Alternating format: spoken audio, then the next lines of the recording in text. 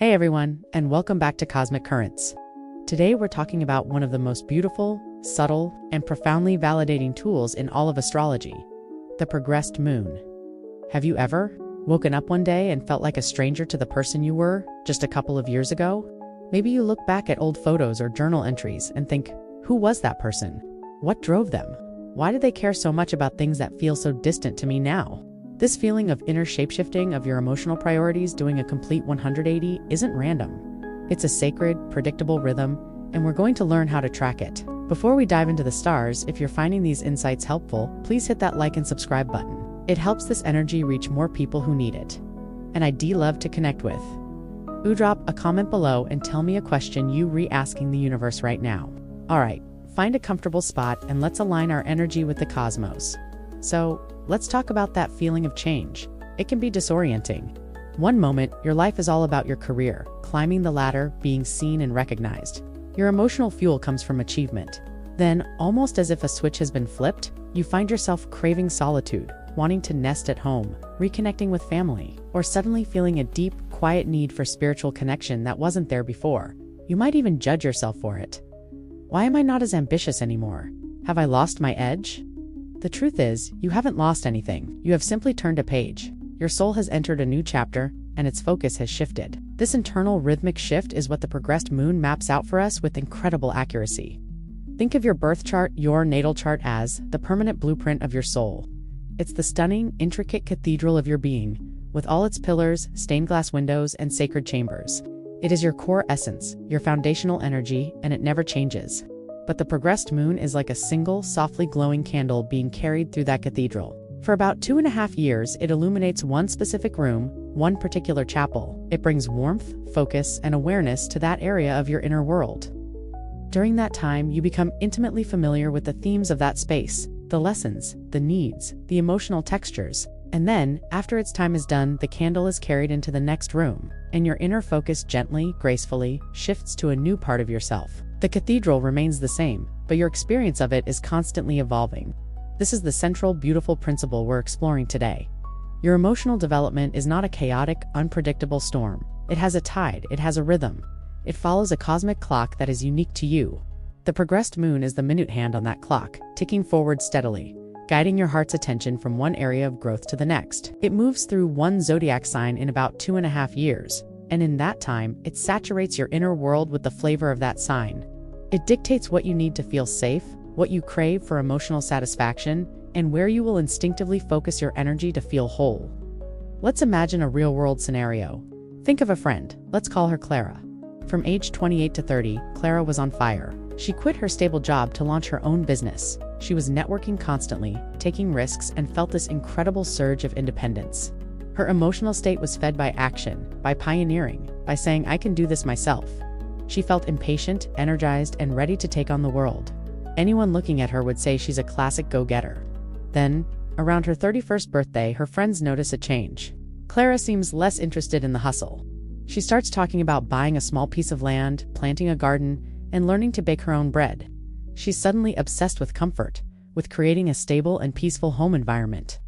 Her emotional satisfaction now comes from security, from tangible sensory pleasures, from feeling grounded. Clara might feel a bit lost, wondering where that fiery entrepreneur went. But with an understanding of the progressed moon, we could see she likely just finished a 2.5-year journey through the sign of Aries, the sign of the pioneer, and her inner candle has just been carried into the room of Taurus, the sign of the earth, stability, and sensual presence. She hasn't lost herself. She is simply honoring the next phase of her becoming. Her soul is now asking her to ground the very energy she just ignited. Understanding this cycle is an act of profound self-compassion. It gives you permission to evolve. It silences the inner critic that asks why you are the same person you were 5 years ago. Of course you're not. Your inner compass has pointed you toward new territories. It allows you to look back at your life not as a series of random phases, but as a coherent, unfolding story. You can see the period where you needed to be social and connect the period where you needed to retreat and heal, the period where you needed to build something tangible, and the period where you needed to let it all go. Each phase was necessary. Each phase was a vital part of the curriculum your soul designed for this lifetime. Over the course of our journey together in this podcast, we are going to walk through every single one of these phases. We will explore what it feels like when your progressed moon is in Aries, in Taurus, in Gemini, and all the way through to Pisces. You will learn to identify where you are now, reflect on where you've been, and even anticipate the emotional weather of the years to come. This isn't about predicting the future in a rigid sense. It's about becoming so attuned to your own inner seasons that you can prepare the soil for spring, bask in the warmth of summer harvest, the lessons of autumn, and find rest in the quiet of winter, all within your own heart. It's about learning to flow with the currents of your own becoming, rather than fighting against the tide. So, as we begin this exploration, I want you to hold this one core insight. Your changing needs are valid, your shifting desires are sacred. They are not a sign of instability, but a sign of a soul that is alive, growing, and responding to the cosmic rhythms that flow through all of us. You are right on time. To get your mind and heart centered on this idea, I want to leave you with a question for self-reflection. You don't need to know anything about astrology to answer this. Just close your eyes for a moment and tune into your own timeline. Thought-provoking question. Think back to who you were about 3 years ago. What was the most important thing to you emotionally then? What did you need to feel safe and happy? Now, bring your awareness to the present moment. What is the most important thing to your heart right now? Can you feel a distinct difference in the flavor of your inner world? Just sit with that. Notice the contrast without judgment. That difference you feel is the magic we're about to uncover. That is the rhythm of your progressed moon. That distinct difference you just felt in your own emotional history. That shift in the flavor of your inner life is exactly what we're here to map. It's one thing to feel it intuitively, but it's another to have a cosmic blueprint that validates it, that says, yes, what you are feeling is real. It is part of a cycle. You are not adrift. You are on a journey. So, the most natural next question is, how do we find out what chapter we're in right now? How do we locate that glowing candle in the cathedral of our own soul? This is the practical, empowering part. You don't need to be an astrologer to do this. You just need a little bit of information and a willingness to be curious about yourself. Your primary tool for this will be an online astrology calculator. There are many wonderful free resources available.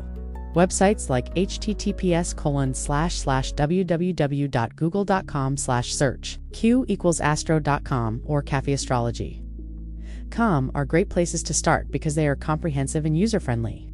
When you get to one of these sites, you'll be looking for a section for chart calculations, often found under a free horoscopes or chart drawings tab. To get the most accurate reading, you will need 3 pieces of information: your date of birth, your city of birth, and most importantly, your exact time of birth as it appears on your birth certificate.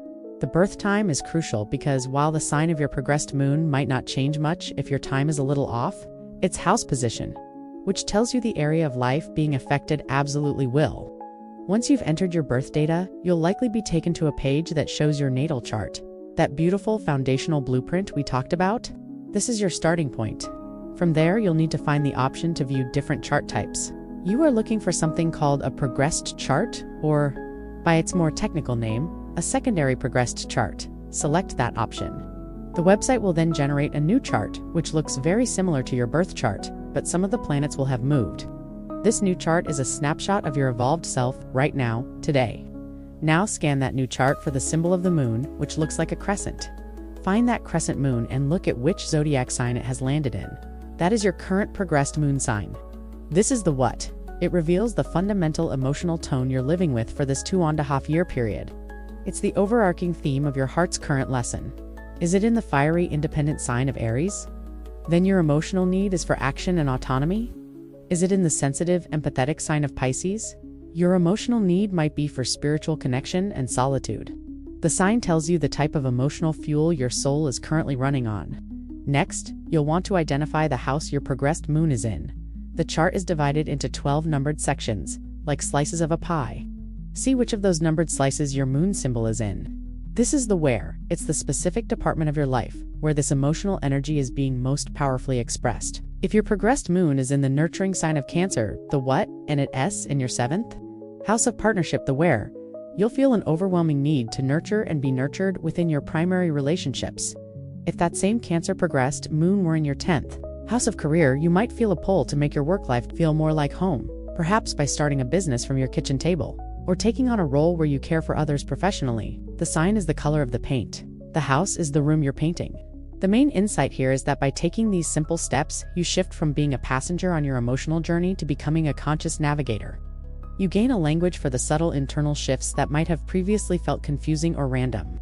It's the difference between being tossed by the waves and learning to read the tides. This knowledge doesn't stop the tides from changing, but it allows you to bring the right boat. It gives you context. You can say to yourself, I'm feeling so restless and in need of adventure because my progressed moon has moved into Sagittarius.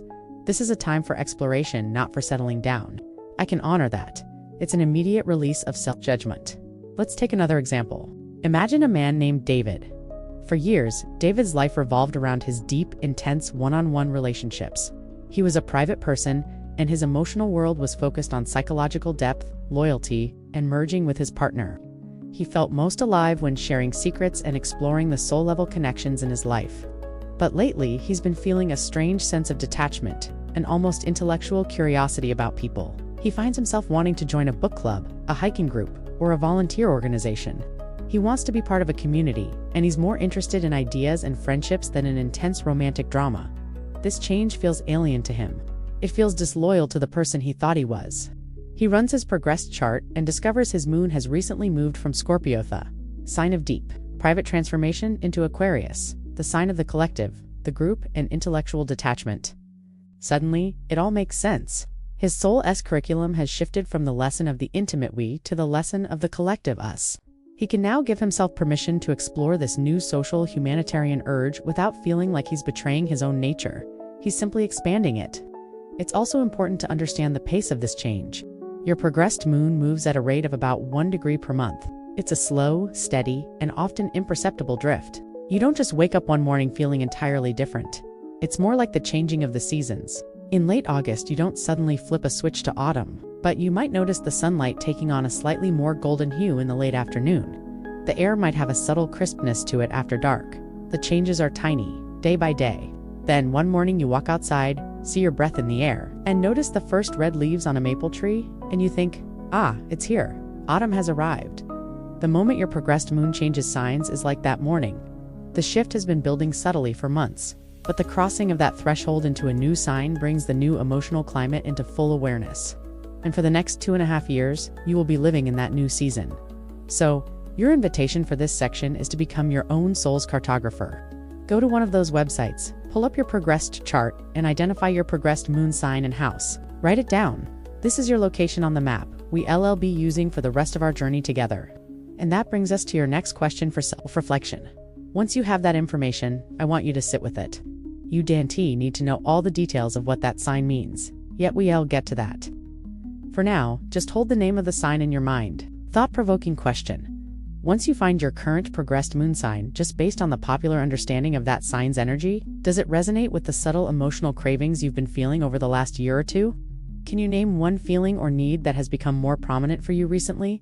That seems to echo that sign's theme. Progressed moons, sign, and house. I want you to imagine us zooming out. We've found your specific location on the map, and now we're going to pull back the view to see the entire continent, the vast landscape that your current position is a part of. This is your personal progressed lunar cycle, and it is the master narrative of your soul's growth in this lifetime. You're already familiar with the monthly lunar cycle in the sky. It begins in darkness with the new moon, waxes to a peak of brilliant illumination at the full moon, and then wanes back into darkness to begin again. This rhythm of birth, culmination, and release is a fundamental pulse of life on Earth. You're progressed.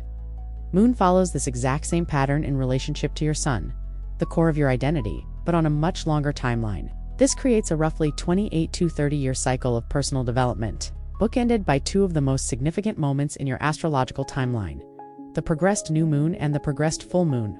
Understanding where you are in this larger cycle gives you an incredible sense of perspective on your life's purpose and timing.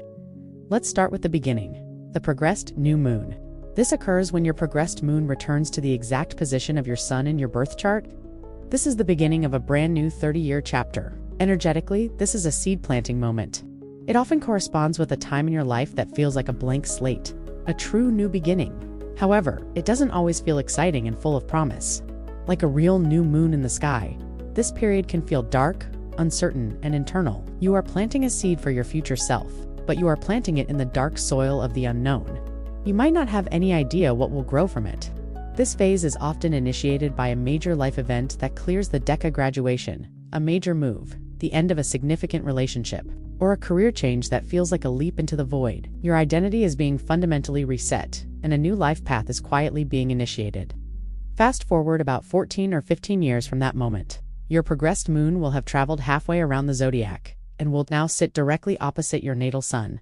This is your progressed full moon. If the new moon was the quiet planting of a seed in the darkness, the full moon is the moment that seed has grown into a magnificent tree, now in full flower, bearing fruit for all to see. This is a time of culmination, illumination, revelation, and peak visibility. The life theme that was initiated in uncertainty all those years ago now becomes crystal clear. It's a time when you are most seen in the world in relation to that theme. This often manifests as a major public achievement, a marriage, the birth of a child, a creative project coming to fruition, or a significant professional peak.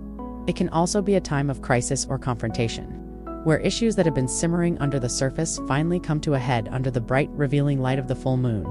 Whatever happens, it is a point of no return. As it relates to that 30-year cycle is fully revealed. The main insight here is that your life isn't just a linear progression, it's cyclical. There are times for new beginnings, times for peak expression, and times for release and reflection. Knowing where you are in this grand cycle helps you align your actions with the cosmic energy at play. To be in the dark, to try new things without needing immediate results, you know you are still in the growing phase. Conversely, if you are approaching your progressed full moon, you might feel a building pressure to perform, to bring something to completion, or to step into the spotlight. At age 30, he experiences his progressed new moon. At the time, he is a lawyer in a big city, successful by all external measures, but feels a deep, quiet emptiness. He abruptly quits his job, sells his apartment, and moves to a small coastal town. With no plan, his family thinks he's lost his mind. For the next 14 years, he follows this quiet passion. He goes back to school for biology, works on research boats, and lives a life far from the spotlight he once knew. Then, around age 44, his progressed full moon arrives. The research team he is part of makes a groundbreaking discovery about coral reef preservation. Samuel becomes the lead author and spokesperson for the project. He is suddenly giving TED Talks, being interviewed by major news outlets, and influencing global environmental policy. The quiet, uncertain seed of passion he planted at age 30 has now culminated in a moment of peak public visibility and impact. His new identity as a protector of the oceans, initiated in darkness, is now fully illuminated for the world to see. After the illumination of the full moon, you enter the waning phase for the next 14 or 15 years. This is the harvest time. It's about integrating the lessons you've learned, sharing your wisdom, and beginning the process of letting go to prepare for the next new moon. It's a time of consciousness and maturity, of turning your personal experiences into something that can benefit others. You can often find the dates of your progressed moons on the same astrology websites. Look for a table of progressed aspects or transits, and find the dates for progressed moon conjunct sun, your new moon, and progressed moon opposite sun, your full moon. Look at the dates past and future. What ages were you, or will you be? This provides the timeline for your life's major chapters. This brings us to our reflection for this section. I want you to look back with this new perspective, to see the grand theme that may have been seated in your past. Thought-provoking question. Look back at the year of your last progressed new moon. Can you identify a seed that was planted, then a new direction, a major ending that created a new beginning, or a quiet intention that has since grown into a major theme in your life? Now you see the larger context. You understand that your life unfolds in these epic, 30-year sagas. With this bird's-eye view in mind, we're ready to zoom back in. We're ready to start our journey on the ground, exploring the territory of each of the 12 zodiac signs, 1 2.5 year chapter at a time, and we begin where all new cycles begin, with the spark of initiation.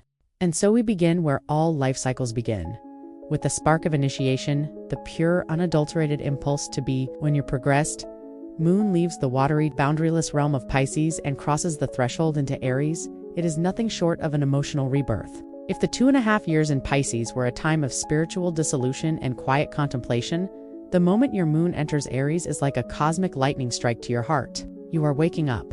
Your soul, having completed a full 30-year journey, is now ready to be born anew, and Aries is the sign of that birth. It is the primal scream of I am that ignites the entire zodiac. For the next 2.5 years, your entire emotional operating system reboots. Your needs, your cravings, your very sense of safety and satisfaction will be filtered through the lens of this fiery, independent, and action-oriented sign. The primary emotional need during this time is for independence. You will feel a deep, visceral urge to stand on your own 2 feet, to make your own decisions, and to forge your own path, often with a surprising disregard for what others think. This isn't a time for collaboration or compromise, it is a time for pioneering.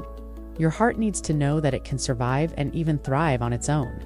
This period is characterized by a surge of raw energy. You may feel restless, impatient, and eager to start anything new. Life suddenly feels too slow. Other people seem to be moving in slow motion. This internal fire demands an outlet, and emotional satisfaction comes directly from taking action, not planning to act, not talking about acting, but the physical, tangible act of doing something. You might suddenly decide to start a business, move to a new city, begin a rigorous new fitness regime, or confront an issue you have been avoiding for years. The impulse comes first. The logic follows later, if at all. This is the hallmark of the Aries progressed moon, instinct over intellect. The actionable insight for this entire 2.5-year chapter is this: trust your impulses and give yourself permission to be selfish. The word selfish often has negative connotations, but in this context it is sacred. The universe is asking you to focus on the development of yourself. What do I want? What do I need? Where do I want to go? Answering these questions honestly and acting on them is your primary spiritual task. To deny these urges, to continue prioritizing the needs of others over your own emerging sense of self, will lead to immense frustration, anger, and a feeling of being trapped. Aries energy must be expressed. If it's blocked, it can manifest as irritability, arguments, or even physical ailments like tension headaches, as Aries rules the head. Let's create a picture of this. Imagine a woman named Maria, who for years has identified as a devoted wife and mother. Her life has been about nurturing her family, maintaining harmony at home, and supporting her husband's career. It has been a life of service and connection. Her progressed moon enters Aries. One afternoon, while waiting in the carpool line, she has a sudden, overwhelming realization. She has no idea who she is outside of her roles. The feeling is so powerful, it's almost a panic. That week, she signs up for a martial arts class, something she has never considered before.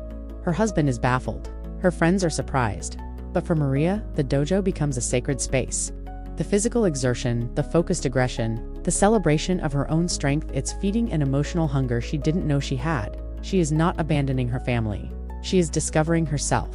Her emotional satisfaction is no longer coming from keeping the peace, but from discovering her own power. She is learning to fight for herself, literally and metaphorically. This is a classic expression of a progressed moon in Aries transit initiating a new physical activity that allows for the safe and constructive expression of this powerful, self-focused energy.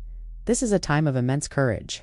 You will feel emotionally compelled to face fears and take risks that would have seemed unthinkable just a few years prior. This is the energy that allows you to break free from restrictive relationships, dead-end jobs, and limiting beliefs. However, the shadow side of this transit is recklessness and a lack of follow-through. Aries is the spark, not the steady flame. You might start a dozen projects with incredible enthusiasm, only to lose interest once the initial challenge is gone. The key is not to judge this, but to understand it. This phase is not about finishing the race. It's about the courage to burst out of the starting gate. The building and sustaining will come later in other phases. For now, your only job is to begin. Connecting with your body is non-negotiable during this time. Physical activity is the most effective way to channel the intense, fiery, and sometimes aggressive energy that will be coursing through your emotional body. Running, weightlifting, dancing, hiking, anything that gets your heart pumping and allows you to feel the power in your own muscles will be a balm to your soul. Trying to process Aries emotions by sitting still and talking about them endlessly will often just make you feel more agitated. You need to move. You need a physical expression of the internal declaration, I exist. I am powerful. I am here. As you move through this phase, you are setting the tone for the entire 30-year cycle to come. The new sense of self that you forge in this fire will become the foundation for everything you build in the coming decades. It is a fundamental reset of your emotional identity. So be brave, be bold. Start the thing you've always wanted to start. Pick the fight that needs to be fought. Choose yourself. This brings us to a moment of reflection. Whether you are in this phase now or you can look back and identify it in your past, the energy is unmistakable. Thought-provoking question. Reflect on a time in your life when you felt a powerful, undeniable urge to break free and start something new entirely for yourself. What new path did you forge? And what did that experience teach you about your own courage and independence? Honor that memory. Honor that courage. That was your soul igniting a new chapter. After all that fire, all that action, all that forward momentum, the cosmic rhythm knows we cannot sustain such intensity forever. A spark needs fuel, and a foundation needs to be built. After the warrior declares independence, the builder must come to create a world worth living in. And that is where our journey takes us next, into the solid, sensual, and grounding earth of Taurus. After the firestorm of initiation, after the breathless sprint out of the starting gate that is Aries, the cosmic rhythm provides a moment of profound and necessary peace. Your progressed moon glides out of the frantic energy of fire and into the steadfast, fertile ground of Taurus. This is the soul's deep exhale. The primary drive is no longer to start, but to sustain. It's no longer about the thrill of the chase, but about the profound satisfaction of building something real, something lasting. Connect with your physical body and simplify your life. The shift in your internal landscape can be dramatic. The impatience and restlessness of the Aries phase dissolve, replaced by a slow, deliberate, and methodical energy. You may find that you suddenly lose your taste for drama, risk, and constant activity. Instead, you begin to crave predictability, comfort, and routine. Your emotional satisfaction now comes from the tangible, the reliable, and the beautiful. This is a period where your five senses awaken in a new way. The feeling of a soft blanket, the taste of a home-cooked meal. Sensory pleasures become your emotional nourishment. You are being called out of your head and back into your body. The central theme of this period is grounding. All the explosive, pioneering energy you generated during your Aries phase now needs a container. It needs to be brought down to earth and given form. This is why your focus will naturally turn to the material world. Your finances, your home, your possessions, and your physical health. A powerful emotional need for security will surface. You'll feel a deep urge to build your resources, to create a nest egg to know that you are safe and provided for. This isn't about greed. It's about a primal need to establish a solid foundation from which you can continue to grow. Your self-worth becomes intertwined with your ability to provide for yourself and create a life of substance and stability. The actionable insight for this Taurian chapter is to embrace the art of embodiment and build tangible value in your life. Resisting this deceleration and trying to maintain the frantic pace of the previous phase will only lead to burnout and deep emotional unrest. The universe is asking you to put down roots. This is the time to start a savings account, to create a budget, to learn a practical skill like cooking or gardening, or to establish a simple, comforting daily routine. Let's check back in with Sarah, whom we left after she had just discovered her inner warrior by training for a marathon during her Aries progression. The woman who is up at 5 a.m. for grueling training runs now talks about the importance of sleeping in.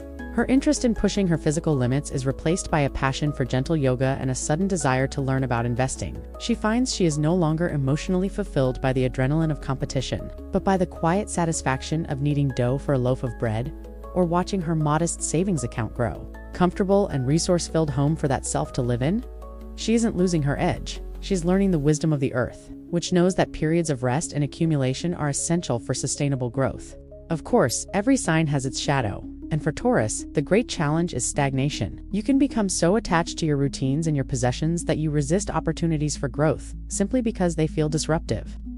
This is the danger of getting stuck in a beautiful, comfortable rut. The Taurian stubbornness can manifest as an unwillingness to let go of things or beliefs that are no longer serving you, simply because they are familiar, makes you feel secure in what is simply holding you back out of fear. Two things will become your greatest allies during this transit. The first is nature. Your emotional body will crave a connection to the earth. If you can, start a small garden, even if it's just a few pots on a windowsill. The simple act of putting your hands in the soil and tending to another living thing is a powerful form of therapy during this phase. The second ally is a healthy relationship with your resources. This is the perfect time to address any fears or anxieties you have around money. It's a time to learn about finances, not as a source of stress, but as a tool for creating the peaceful and secure life your soul is asking for. This period is a gift of deep peace and presence after the chaos of new beginnings. It teaches you the value of your own worth, the beauty of the material world, and the quiet strength that comes from being truly grounded. It's a time to build, to savor, and to simply be. Let's take a moment to reflect on what this grounding energy means for you, right now, in your own life. Thought-provoking question. What does the word stability truly mean to you, beyond just money? In what area of your life are you currently craving more simplicity, comfort, and a deeper connection to your physical senses? As you sit with that, feel the solidity of the ground beneath you. That is the feeling your soul seeks during this time.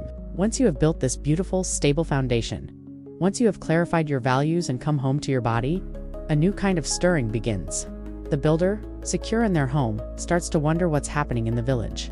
A new need arises not just to be, but to connect, to ask questions, to share information, and to understand the world through the power of the mind. And this curiosity is what opens the door to our next chapter, the breezy, inquisitive, and ever-communicative world of Gemini.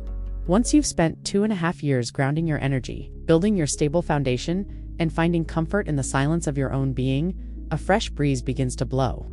The progressed moon departs the earthy, sensual sign of Taurus and dances into the airy, inquisitive realm of Gemini. It's as if the windows and doors of the cozy house you just built have been thrown wide open, letting in the sounds of the neighborhood, the scent of a dozen different flowers, and the exciting hum of new information. The deep, quiet satisfaction of being gives way to a restless, insatiable curiosity about knowing. For the next 2.5 years, your emotional needs will be met through communication, learning, and gathering information. The shift from Taurus to Gemini is a pivot from the body to the mind. The deep peace you found in routine and predictability now starts to feel like a cage. A new emotional hunger arises, a hunger for data, for novelty, for mental stimulation. Your mind awakens with a flurry of questions. Why is the sky blue? How does that work? What are they talking about over there? You'll feel a powerful pull to learn, to read, to listen to podcasts, to take classes, and to engage in conversations that spark your intellect. Emotional satisfaction is no longer found in stability, but in variety. You need new input to feel alive. Stagnation, which in Taurus might have felt peaceful, now feels like a kind of emotional death. During this phase, your primary mode of processing your feelings is through communication. The strong, silent type you may have been during your Taurus progression suddenly needs to talk. You'll feel a compelling urge to articulate your experiences, to find the right words to describe your inner world and to bounce ideas and feelings off of others. Journaling becomes an incredibly powerful tool, as the act of translating your emotions into language brings immediate clarity and relief. Conversely, trying to keep your feelings to yourself will feel incredibly stressful, like trying to hold a flock of birds in your hands. They need to be released into the air through words. The actionable insight for this Gemini period is to consciously feed your mind and honor your need to connect. Your spiritual task is to become a student of your own life and the world around you. This is not the time to commit to one deep, profound path of study, but rather to allow yourself to be a curious bee, flitting from flower to flower, gathering nectar from a wide variety of sources. Sign up for that pottery class, read that book on quantum physics, and listen to that podcast about ancient history, all in the same week. The goal is not mastery, it is exposure. To fight this urge to tell yourself you should be more focused or practical is to deny your soul the very food it is craving. This mental cross-pollination is essential for the next stage of your growth. Let's imagine a man named Mark, a skilled artisan who spent his Taurus progression finding deep, quiet joy in the solitude of his workshop, perfecting his craft. His progressed moon enters Gemini. The silence of the workshop, once a comfort, now feels deafening. The singular focus on one piece of wood feels limiting. He suddenly gets an irrepressible urge to start a blog about his craft. He begins writing tutorials, interviewing other artisans, and even starts a small newsletter. He also finds himself signing up for a local public speaking class, something that would have terrified him just a year ago.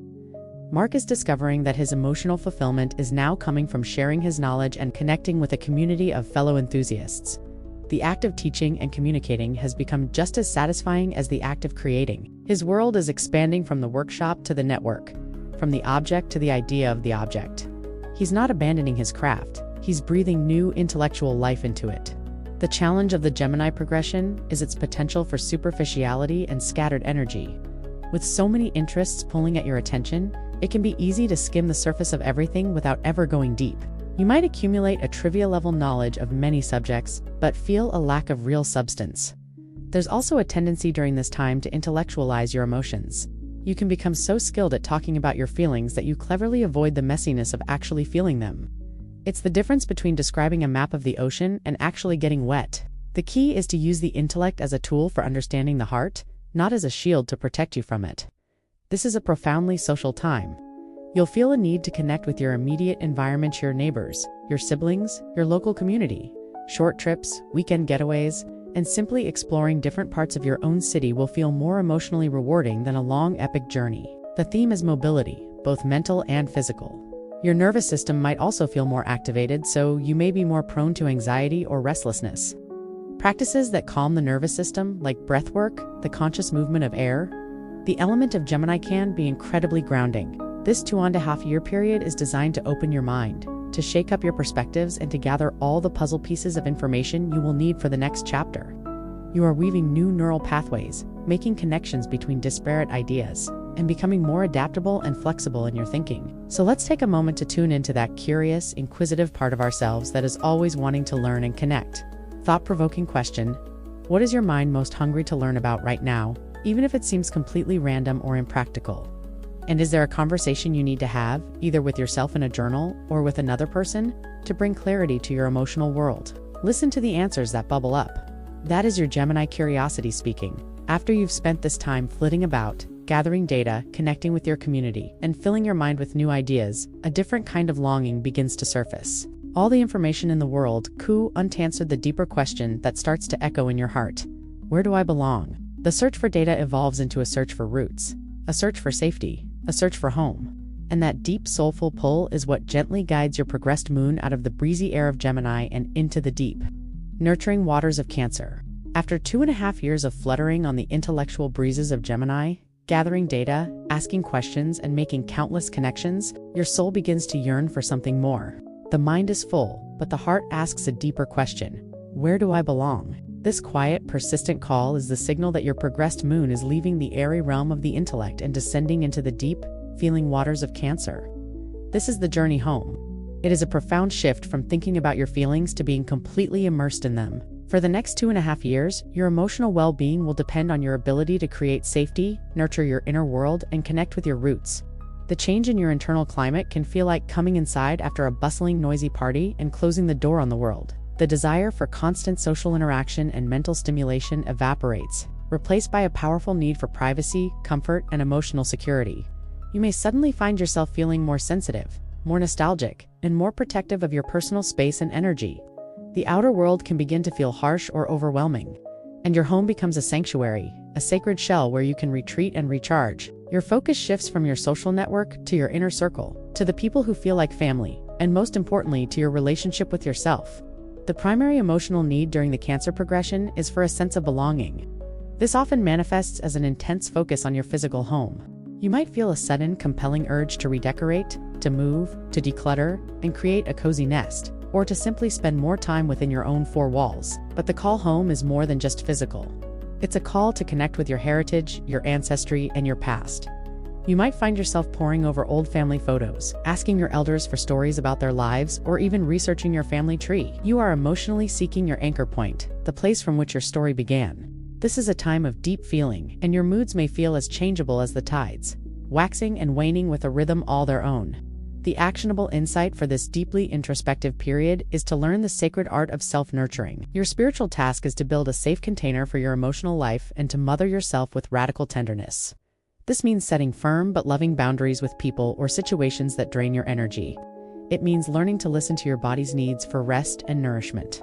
It means cooking yourself comforting meals, taking warm baths, and creating rituals that make you feel safe and cared for. To fight this inward pull, to force yourself to be on and socially available when your soul is asking for retreat, will lead to profound emotional exhaustion, resentment, and a feeling of being psychically homeless. Let's imagine the story of Alex, a freelance journalist. During his progressed moon in Gemini, he was the epitome of a world traveler, thriving on the adrenaline of new places, new languages, and new stories. His apartment was little more than a mailbox and a place to repack his suitcase. As his progressed moon enters Cancer, he returns from an assignment and feels a bone-deep weariness that has nothing to do with jet lag.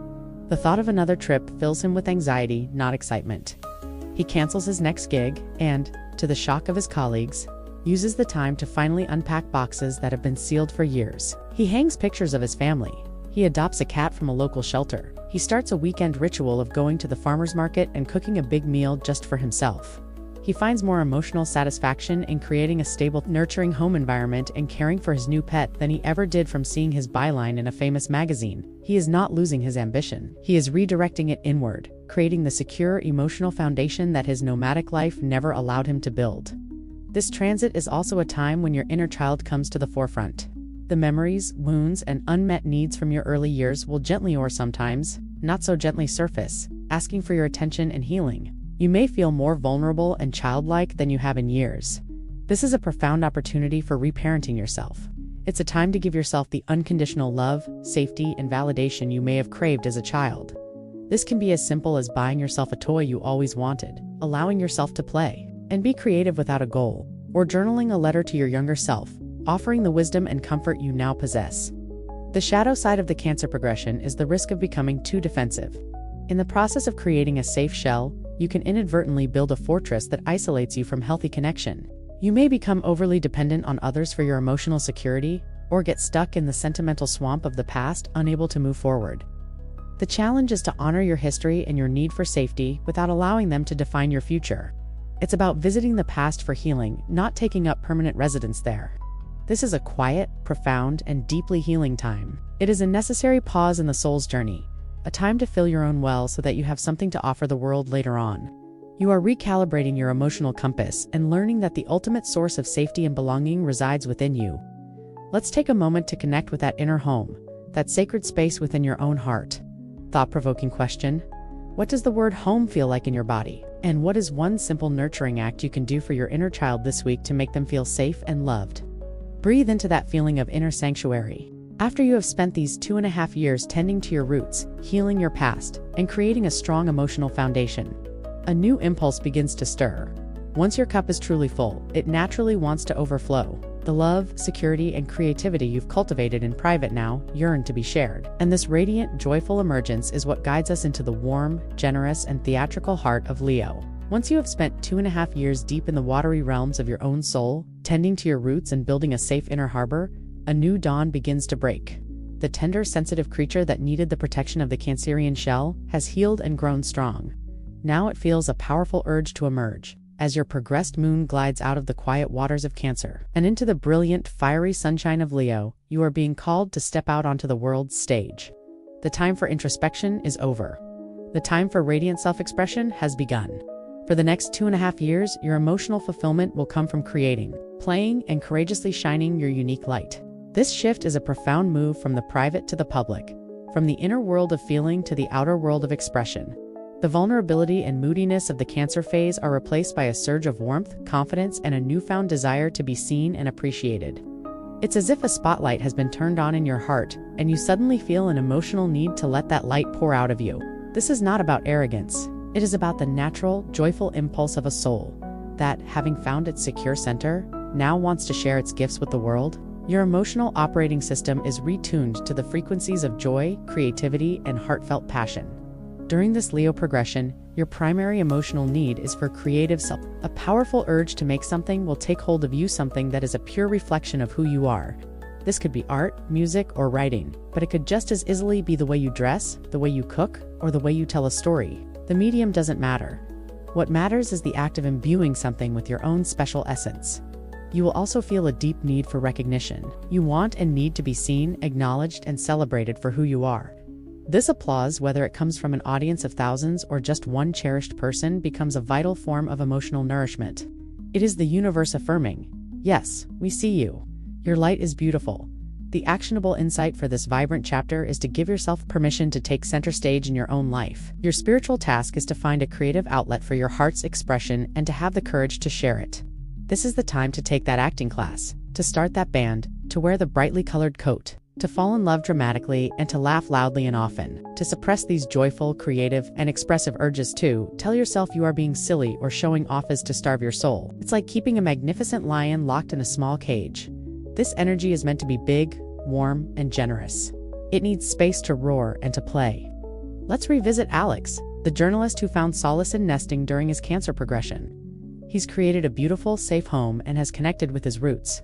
But now, with his progressed moon in Leo, his cozy apartment starts to feel a bit too quiet. The stories he uncovered about his family feel too important to keep to himself. A friend encourages him to attend a local storytelling event. Terrified but feeling an undeniable pull, he goes. He gets on stage and shares a funny, poignant story about his grandmother. The audience is captivated. Their laughter and applause feel like sunshine on his soul. He's hooked. Soon he becomes a regular performer, turning his personal history Cancer into captivating, heartfelt entertainment. Leo. He finds that the validation he gets from a live audience is deeply fulfilling. He's no longer just feeling his emotions privately. He is transmuting them into a performance that inspires and moves others, and in doing so, he feels more powerfully and joyfully himself than ever before. This is a time of incredible warmth, generosity, and romance. Leo is ruled by the sun, the center of our solar system, which radiates light and warmth freely to all. You too will feel an emotional pull to be more generous with your love, your energy, and your praise for others. Your heart opens. You may find yourself falling in love, and not in a quiet, subtle way, but in a grand, dramatic, cinematic fashion. The world simply feels more colorful, more alive, and more magical. The shadow side of Leo, of course, is the ego. The need for applause can become a hunger for attention at any cost. You might become overly sensitive to criticism or develop a sense of entitlement, believing the world owes you recognition. It's a fine line between confident self-expression and arrogant self-absorption. The key is to remember that the goal is to shine your light to bring more warmth to the world, not just to admire your own reflection. The most evolved Leo energy is not self-serving, but deeply generous. It is the leader who inspires others to find their own light. This is a period for strengthening your heart, both physically and metaphorically. Find what you are passionate about, what brings you authentic joy, and pour your heart into it. Let your inner child, who was so tenderly nurtured during the Cancer phase, come out to play. Be silly, be dramatic, be unapologetically you. So let's take a moment to connect with that radiant, creative, and joyful spark that exists within every single one of us. Thought-provoking question. What is a creative impulse or a secret passion you've been hiding away? What would it feel like to give that part of yourself a small stage and a little bit of applause this week, even if you are the only one in the audience? Allow that warmth to fill your chest. This period of shining your light is a vital celebration of the self. After you've spent 2.5 years taking creative risks, leading from the heart, and soaking up the applause, a new kind of consciousness begins to emerge. The star of the show, having taken their final bow, walks backstage and notices that the costumes need mending. The script could be improved and the set could be more efficient. The desire for grand expression is replaced by a quieter, more humble urge. The desire to refine, to improve, and to be of practical service. And this gentle, discerning shift is what leads us from the bright stage of Leo into the meticulous, helpful, and dedicated workshop of Virgo. After the grand, theatrical curtain call of the Leo progression, the house lights come up, the applause fades, and a quieter, more discerning energy begins to fill the space. The star of the show, still buzzing from the performance, looks around and sees the practical reality.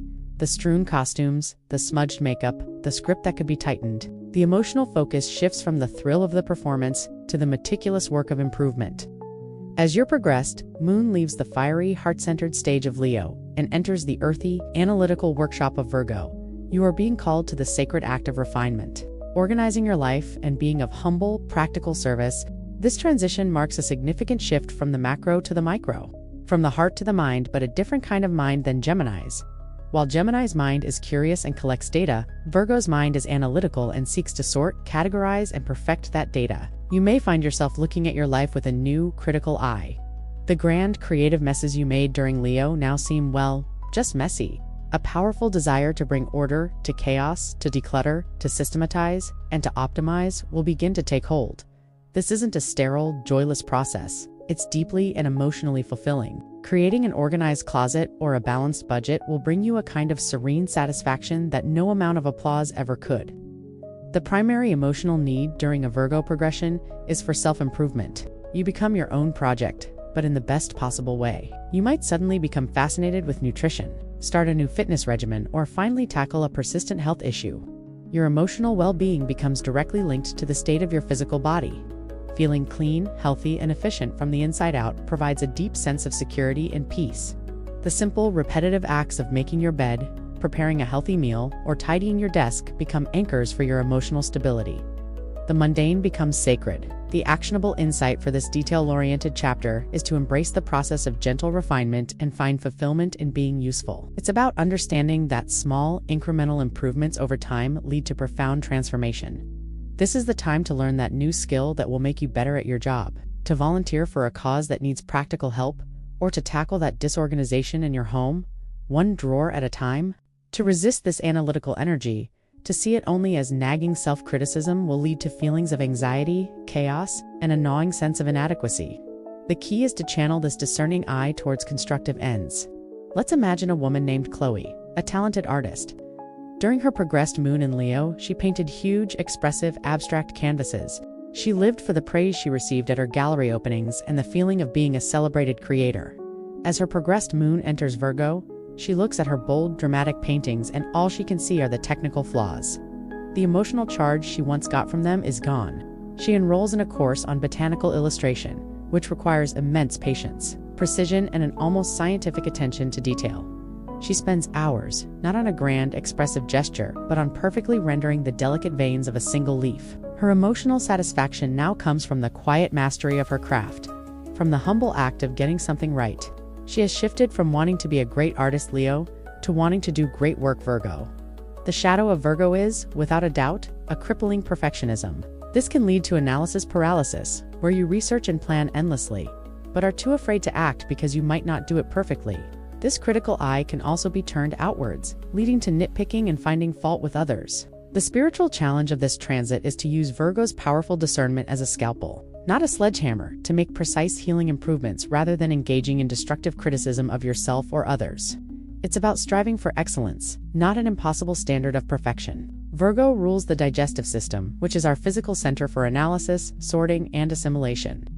What you take into your body, the food you eat, the media you consume, the information you absorb has a direct and immediate impact on your emotional and physical well-being. To discern what truly nourishes you and to eliminate what is toxic, it teaches you to take pride in a job well done, to find beauty in simplicity, and to experience the deep joy that comes from making a tangible, positive difference in your own life and the lives of others.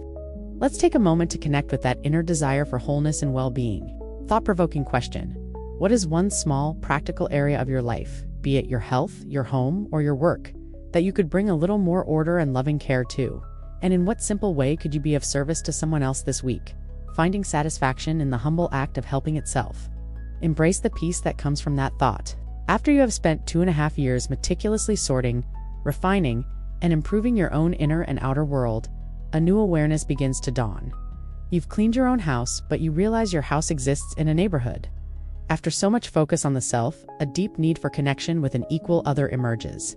The desire to perfect the self is replaced by a desire to create harmony with another. And this profound yearning for balance, beauty, and partnership is what gracefully opens the door from the solitary workshop of Virgo to the elegant, relational ballroom of Libra. Organize and perfect yourself.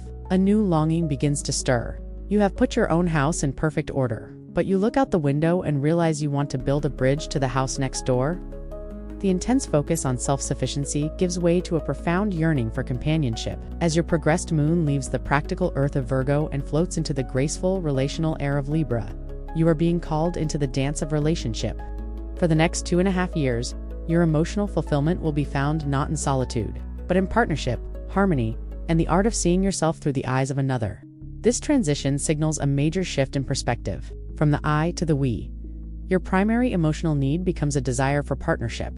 This is the quintessential transit for falling in love, getting married, or deepening a committed relationship.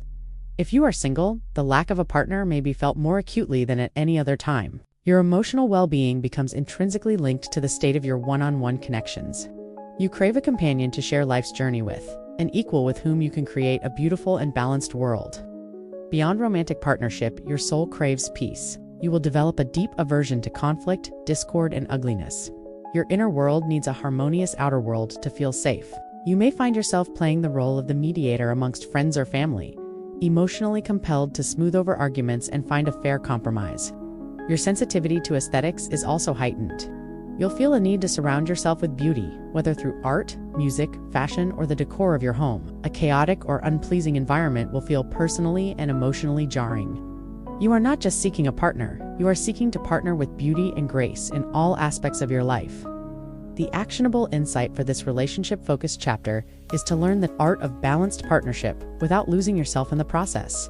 Your spiritual task is to master the delicate dance of give and take. This is the time to actively invest in your most important relationships, to practice active listening, to learn how to compromise effectively, and to consciously create more harmony in your environment. To resist this pull towards connection, to insist on radical independence and refuse to meet others halfway, will lead to a profound and painful sense of loneliness and imbalance. The universe is trying to teach you about yourself through the mirror of another person. Let's imagine the story of James, the hyper-efficient software developer from our Virgo example. His life was a perfect system of routines designed for optimal personal performance. As his progressed moon enters Libra, his flawlessly organized, solitary existence starts to feel sterile and achingly empty. He feels a deep pull for social connection that isn't based on networking or efficiency. On a whim, he joins a local art appreciation society. There, he meets someone who is his opposite: spontaneous, artistic, and less concerned with rigid schedules. He finds himself willingly breaking his own rules, disrupting his perfect routines to make time for her. He who never cared about the color of his walls now spends a joyful weekend with her, picking out the perfect shade of paint for their living room. He is discovering through the mirror of this relationship a part of himself that was dormant: his romantic side, his capacity for compromise, his appreciation for beauty. His emotional satisfaction is no longer derived from personal perfection, but from the shared joy of creating a harmonious life together. The great challenge of the Libra progression is the shadow of codependency. The powerful desire to maintain peace and harmony can lead to a tendency to people-please. This is the fine line between healthy compromise and self-abandonment. Indecisiveness can also become a major hurdle. Libra's gift is the ability to see all sides of an issue, but this can make it incredibly difficult to make a choice, as you weigh every perspective equally. The spiritual work is to learn that true balance doesn't mean erasing yourself from the equation. While this transit most often highlights romantic partnerships, its energy can also focus on other significant one-on-one relationships. This could be a business partnership that requires intense collaboration, a deep and evolving friendship, or even a relationship with an adversary or competitor. The theme remains the same. You are learning about yourself, your needs, and your boundaries through the dynamic interplay with another significant person in your life. You are learning that you cannot fully know yourself in a vacuum. It teaches you the profound joy of a shared life, the art of seeing from another's perspective, and the deep soul-level satisfaction that comes from creating something beautiful and balanced with another person. So let's take a moment to tune into the part of us that seeks connection and harmony. Thought-provoking question: in which important relationship in your life are you currently learning the most about yourself? And where could you consciously invite a little more beauty, grace, and harmony into your life right now? Feel into the sense of balance that question evokes. After you have spent 2.5 years mastering the delicate art of partnership and creating a life of surface-level harmony and beauty, the cosmic rhythm beckons you to go deeper. The polite conversation of the ballroom is no longer enough. A new, more urgent need arises: a craving for raw, authentic, soul-bearing intimacy. The desire for fairness is replaced by a desire for fusion, and the need to keep the peace is overshadowed by an intense need to know the truth, no matter how messy it is. This transformative pull is what draws us out of the airy. After you have spent 2.5 years mastering the delicate dance of Libra, creating a world of balance, beauty, and harmonious partnership, the soul begins to feel a new kind of hunger. The perfectly composed, symmetrical beauty of the Libran ballroom starts to feel superficial. The polite conversation a bit hollow. A powerful magnetic pull from the depths begins to stir. A yearning to know what lies beneath the pleasantries, behind the masks, and in the hidden chambers of the heart. As your progressed moon slips out of the graceful air of Libra and plunges into the deep, transformative waters of Scorpio, you are beginning a journey into the soul's underworld. For the next 2.5 years, your emotional fulfillment will come from confronting shadows, embracing radical intimacy, and unearthing the raw, unvarnished truth. This is arguably one of the most potent and life-altering of all the progressed moon phases. The focus shifts from the social to the psychological, from compromise to catharsis. The primary emotional need during this time is for authentic, soul-deep intimacy. Superficial connections become intolerable. You will crave relationships where you can bare your soul, share your deepest secrets, and merge with another on a psychological, emotional, and spiritual level. Small talk will feel like a form of torture. You need to get to the core of things, and you need to do it now. Your emotional well-being depends on your ability to be real and to have that realness met by another. This is a period of profound investigation. You become a detective in your own life, driven by an insatiable need to understand the hidden why behind everything. You'll dig into your own psychological patterns, your family's secrets, and the unspoken power dynamics in your relationships. Subjects that once seemed morbid or taboo, trauma, occultism, life, death, and rebirth may suddenly become fascinating. You are no longer content with the simple answer. You need to exhume the entire story. This can be a time when secrets are revealed, either by you or to you, and these revelations often act as catalysts for profound change. The actionable insight for this intense chapter is to have the courage to face what is hidden, both in yourself and in your life. Your spiritual task is to embrace the process of transformation, which often requires a kind of death before a rebirth can occur.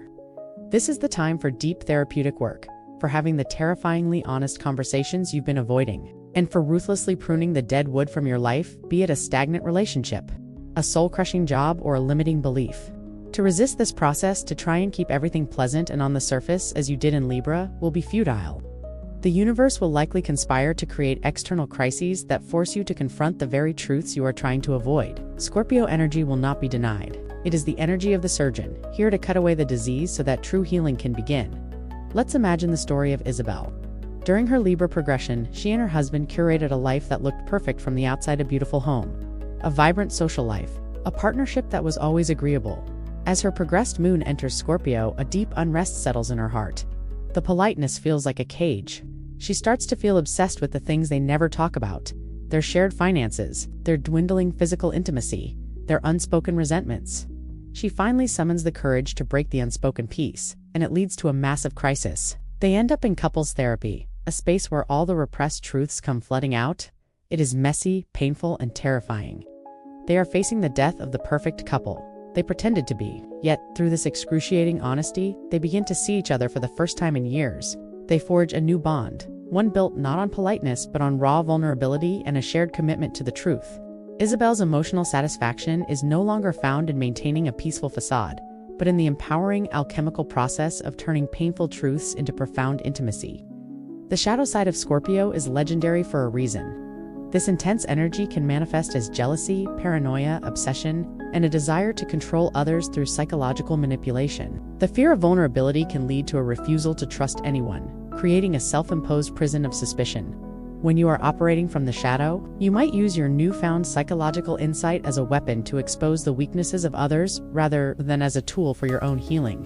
The spiritual challenge is to learn to wield this immense power with integrity, to become an agent of healing and transformation for yourself and others, not an agent of destruction.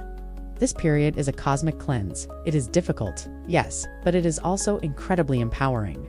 You are shedding skins, releasing lifetimes of buried pain, and confronting your deepest fears. By walking willingly into your own darkness, you reclaim the parts of yourself you abandoned long ago. You emerge from this 2.5-year journey lighter, more authentic, and in possession of a quiet, unshakable strength. You have faced the dragon in its lair and emerged with the gold. So let's take a gentle, courageous look into our own depths. Thought-provoking question. What is one truth in your life or your relationships that you know you have been avoiding looking at? And what is one piece of dead wood, an old grudge, a limiting belief, or a stagnant situation that you feel in your heart of hearts? It is time to release. Breathe into the power that comes with that honest reflection. After this intense and often harrowing journey of psychological excavation, after facing the darkness and undergoing a profound catharsis, the soul naturally yearns for the opposite. Having been confined to the depths, it now wants to soar. The need to understand the underworld is replaced by a burning desire to find a higher meaning in it all. And this joyful, irrepressible quest for light, freedom, and expansion is what finally propels us out of the mysterious, watery cave of Scorpio and into the wide-open, fiery, and philosophical plains of Sagittarius. After you have courageously journeyed through the intense psychological depths of Scorpio, faced your shadows, and emerged from the underworld transformed, your soul is ready for the light. It's as if you have been a deep-sea diver exploring a mysterious wreck, and now you are kicking for the surface. As your progressed moon breaks through the dark water and into the brilliant sunshine and fresh air, you take a deep, exhilarating breath of freedom. This glorious emergence is your arrival into the fiery, expansive, and philosophical territory of Sagittarius. The need to go deep is replaced by an irrepressible urge to go far. For the next 2.5 years, your emotional fulfillment will come from your quest for meaning, freedom, and the broadening of your personal horizons. The shift in your internal atmosphere is one of profound release and relief. The emotional intensity, the seriousness, and the psychological weight of the Scorpio phase dissolve, replaced by a wave of optimism, humor, and a renewed faith in life. You will feel a powerful, non-negotiable need for freedom. Any situation, relationship, or job that feels restrictive or confining will suddenly become emotionally intolerable. Your soul wants room to roam, to explore, to expand. This is not about irresponsibility. It is a primal need to break free from the limitations that were deconstructed during your time in Scorpio and to discover what lies beyond your old boundaries. This period ignites a quest for meaning. Having excavated all the raw and often painful data of your personal psychology, you now feel a deep emotional need to find a larger framework to understand it all. Why did you go through that? What was the lesson? What is the purpose of it all in the grand scheme of things? This is a time when you will be drawn to philosophy, spirituality, religion, or any system of belief that helps you make sense of your experiences. You are no longer just a psychologist. You are becoming a philosopher, seeking your personal truth. Your emotional satisfaction comes from finding a belief system that resonates with your soul and gives your life a sense of direction and purpose. The actionable insight for this adventurous chapter is to say a wholehearted yes to the call of the unknown. Your spiritual task is to expand your world physically, mentally, and spiritually. Give yourself the freedom your soul is begging for. This is the time to book the flight, take the road trip, or go on the pilgrimage. It's the time to enroll in that university course on a subject you are passionate about, or to sit at the feet of a teacher whose wisdom inspires you. To deny this expansive urge to try and stay put in a small, safe, predictable life will lead to a profound sense of restlessness, frustration, and a feeling that your spirit is being suffocated. Your soul doesn't want a map, it wants a compass and a wide-open horizon. Let's imagine the story of Nora, a dedicated therapist. During her Scorpio progression, she specialized in deep trauma work, both for her clients and for herself. The work was vital and transformative, but it was also incredibly heavy.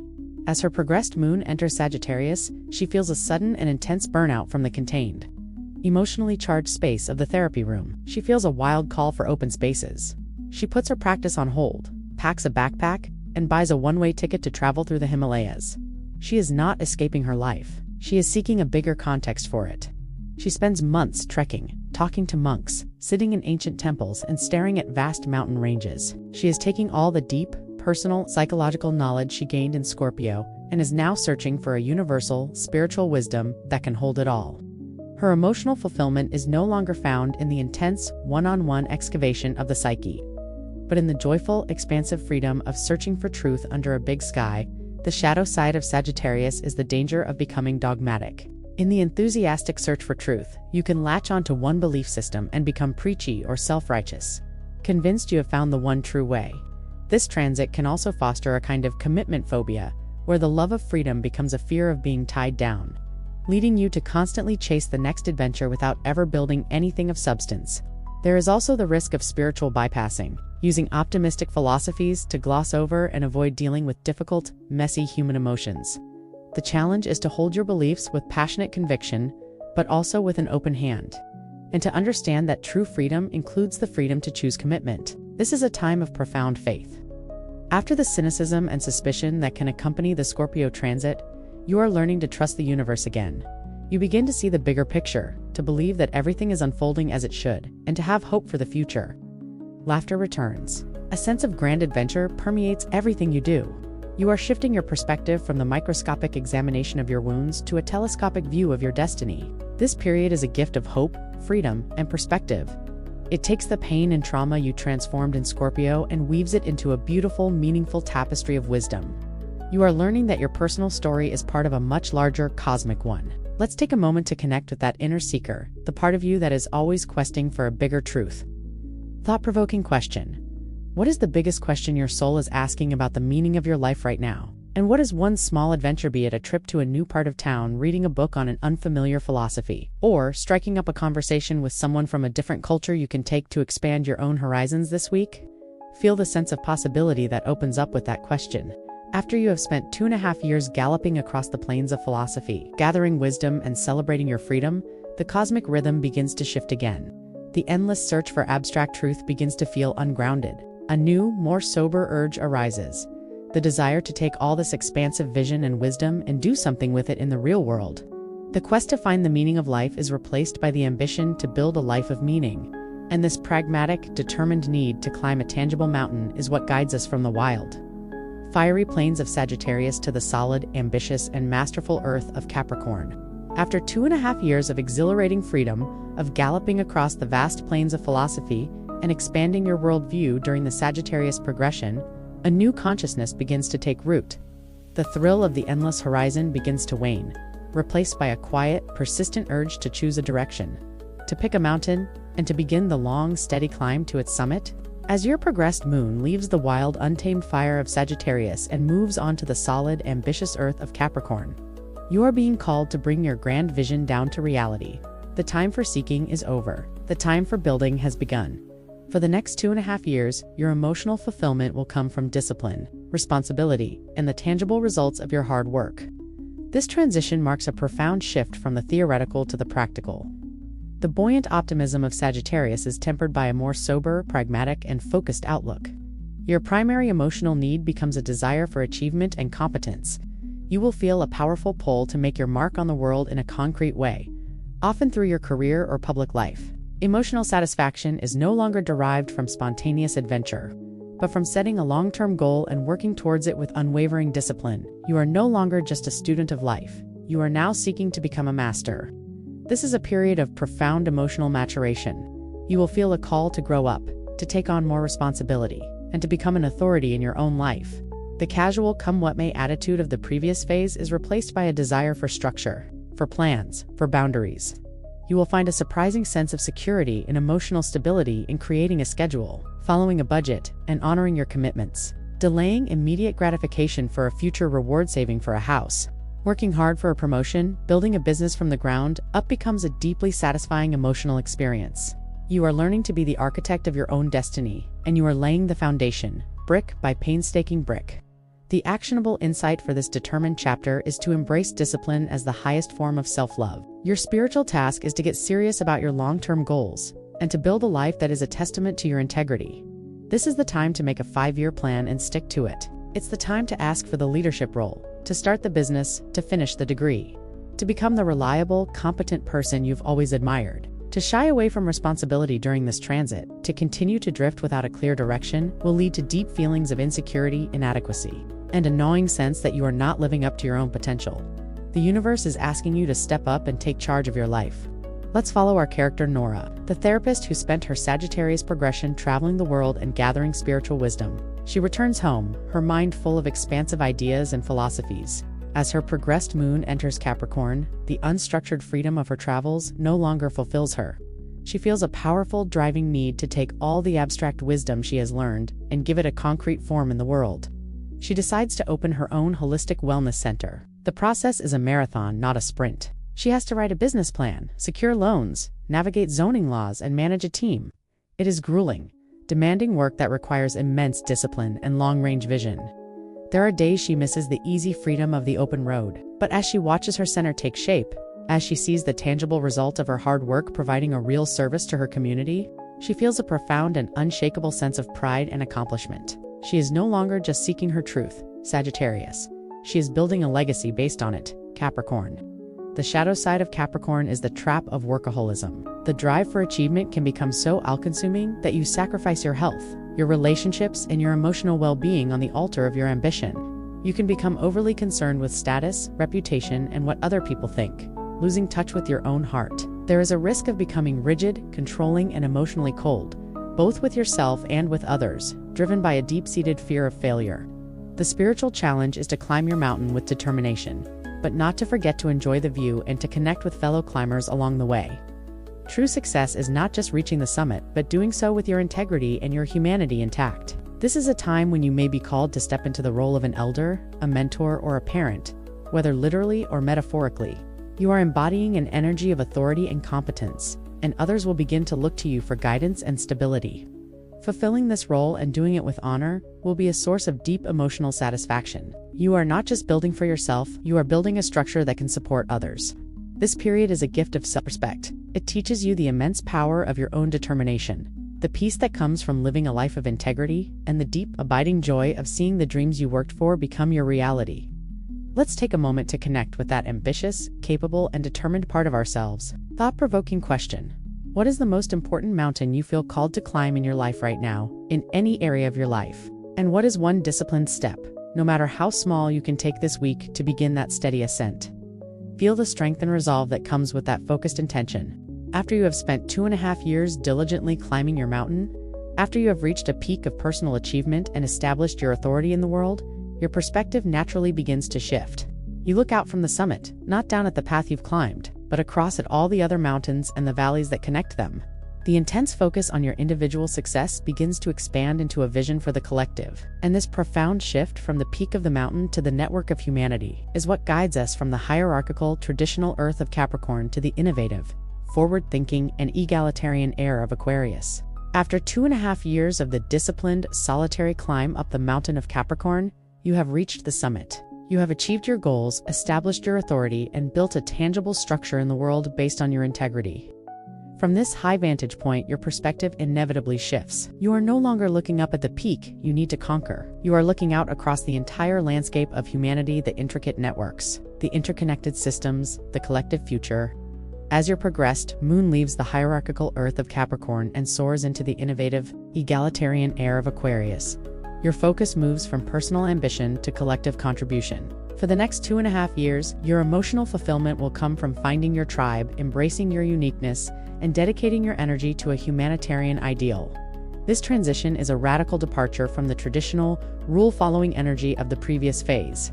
The vertical structure of the corporate ladder or the family tree gives way to the horizontal network of friends, peers, and fellow visionaries. Your primary emotional need becomes a sense of belonging to a group of like-minded individuals. You will feel a powerful pull to find your people, the ones who share your quirky interests, your progressive ideals, and your vision for a better world.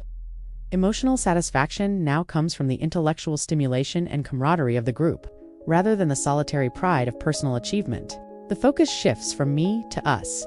This is a time of future-focused thinking and humanitarian concern. You may find yourself becoming emotionally invested in social justice, environmental causes, technological innovation, or political reform. The personal legacy you were building in Capricorn now feels too small. You want to be part of a legacy for all of humanity. Alongside this collective focus, a paradoxical need arises: the need to be radically, authentically, and unapologetically yourself. You need to be accepted by the group, not for how well you conform, but for the unique, even eccentric perspective that only you can bring. Your emotional security is found in the freedom to be different. The actionable insight for this forward-thinking chapter is to find your tribe by courageously sharing your unique genius. Your spiritual task is to connect with the collective and contribute your individual talents to a cause larger than yourself. This is the time to join the organization, to volunteer for the campaign, to find the online community of fellow enthusiasts, or to simply prioritize spending time with the friends who truly see and celebrate your weirdness. To cling to the conventional structures and status symbols of Capricorn or to isolate yourself from group involvement will lead to a profound sense of alienation and a feeling of being an outsider who doesn't belong anywhere on the planet. Let's imagine the story of David, a highly successful CEO during his Capricorn progression. He was the epitome of a captain of industry, finding deep satisfaction in the power, responsibility, and tangible success of leading his company. As his progressed moon enters Aquarius, he sits in a board meeting and is struck by a feeling of profound emptiness. The endless focus on profit margins and market share feels meaningless. He feels a sudden rebellious urge to break free. He shocks his colleagues by resigning from his prestigious position. He then uses his wealth and expertise to create a tech incubator focused on developing open-source, sustainable solutions for developing nations. He now spends his days not in a hierarchical corporate structure, but in a collaborative think tank environment with brilliant, idealistic innovators from all over the world. His emotional fulfillment no longer comes from his personal status or power, Capricorn, but from being an equal participant in a collective mission to build a better future, Aquarius. He has left the top of the pyramid to join the circle. The shadow side of Aquarius is a tendency towards cold, intellectual detachment. In focusing on the grand ideals for humanity, you can lose touch with the messy emotional reality of individual humans. You can become so attached to your vision of a perfect future that you become intolerant of those who don't share it. There's a risk of becoming aloof, of seeing yourself as part of an enlightened elite, and of being rebellious simply for the sake of being contrary, without a constructive purpose. The spiritual challenge is to keep your heart open and engaged, even as your mind soars into the stratosphere of brilliant, world-changing ideas. This transit redefines freedom. It is not the Sagittarian freedom from constraints, but the Aquarian freedom to be your authentic self within a community that supports you. Friendship becomes the highest ideal in relationships. You will crave partners who are your intellectual equals, your friends first and foremost, who give you the space to be you. This period is a gift of perspective and innovation. It deconditions you from societal expectations, awakens your inner genius, and connects you to the vast and beautiful tapestry of the human family. You are learning that your individual contribution, no matter how strange it may seem, is a vital part of the collective evolution. Let's take a moment to connect with that part of you that is a visionary, a rebel, and a friend to humanity. Thought-provoking question: what is your most unique, even eccentric, gift that you bring to the world? And where is the tribe or community of like-minded souls that is calling for you to share that gift right now? Feel the electricity of that unique idea. After you have spent 2.5 years in the cool, intellectual, and future-focused realm of Aquarius, after you have found your tribe and dedicated yourself to a collective ideal, the cosmic rhythm prepares for its final sacred movement. The hum of the group begins to fade. The sharp focus on ideals and innovations begins to soften, and a new, deeper, and more mysterious longing arises. The need to belong to a human group is replaced by a need to merge with the universal whole, and this ultimate act of surrender is what gently dissolves the boundaries of the self, guiding us from the clear, structured air of Aquarius into the vast, boundless, and mystical ocean of Pisces. After 2.5 years of soaring through the cool, clear, and intellectual air of Aquarius, where you found your place within the human collective and dedicated your genius to a vision for the future, the cosmic rhythm calls you to your final destination, in the zodiacal wheel. The buzz of the group quiets down. The focus on ideals and innovations softens, and you begin to hear a much more ancient and mysterious call, the sound of the universal ocean.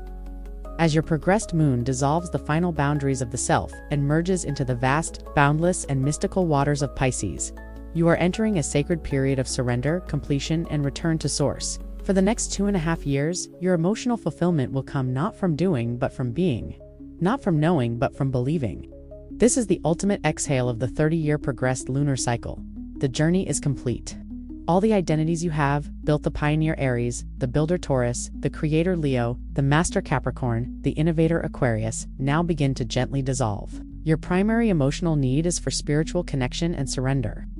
The fierce desire to control outcomes, to plan every detail, or to have a rational explanation for everything fades away, replaced by a deep and abiding need to trust in the flow of life and a higher power in the universe itself.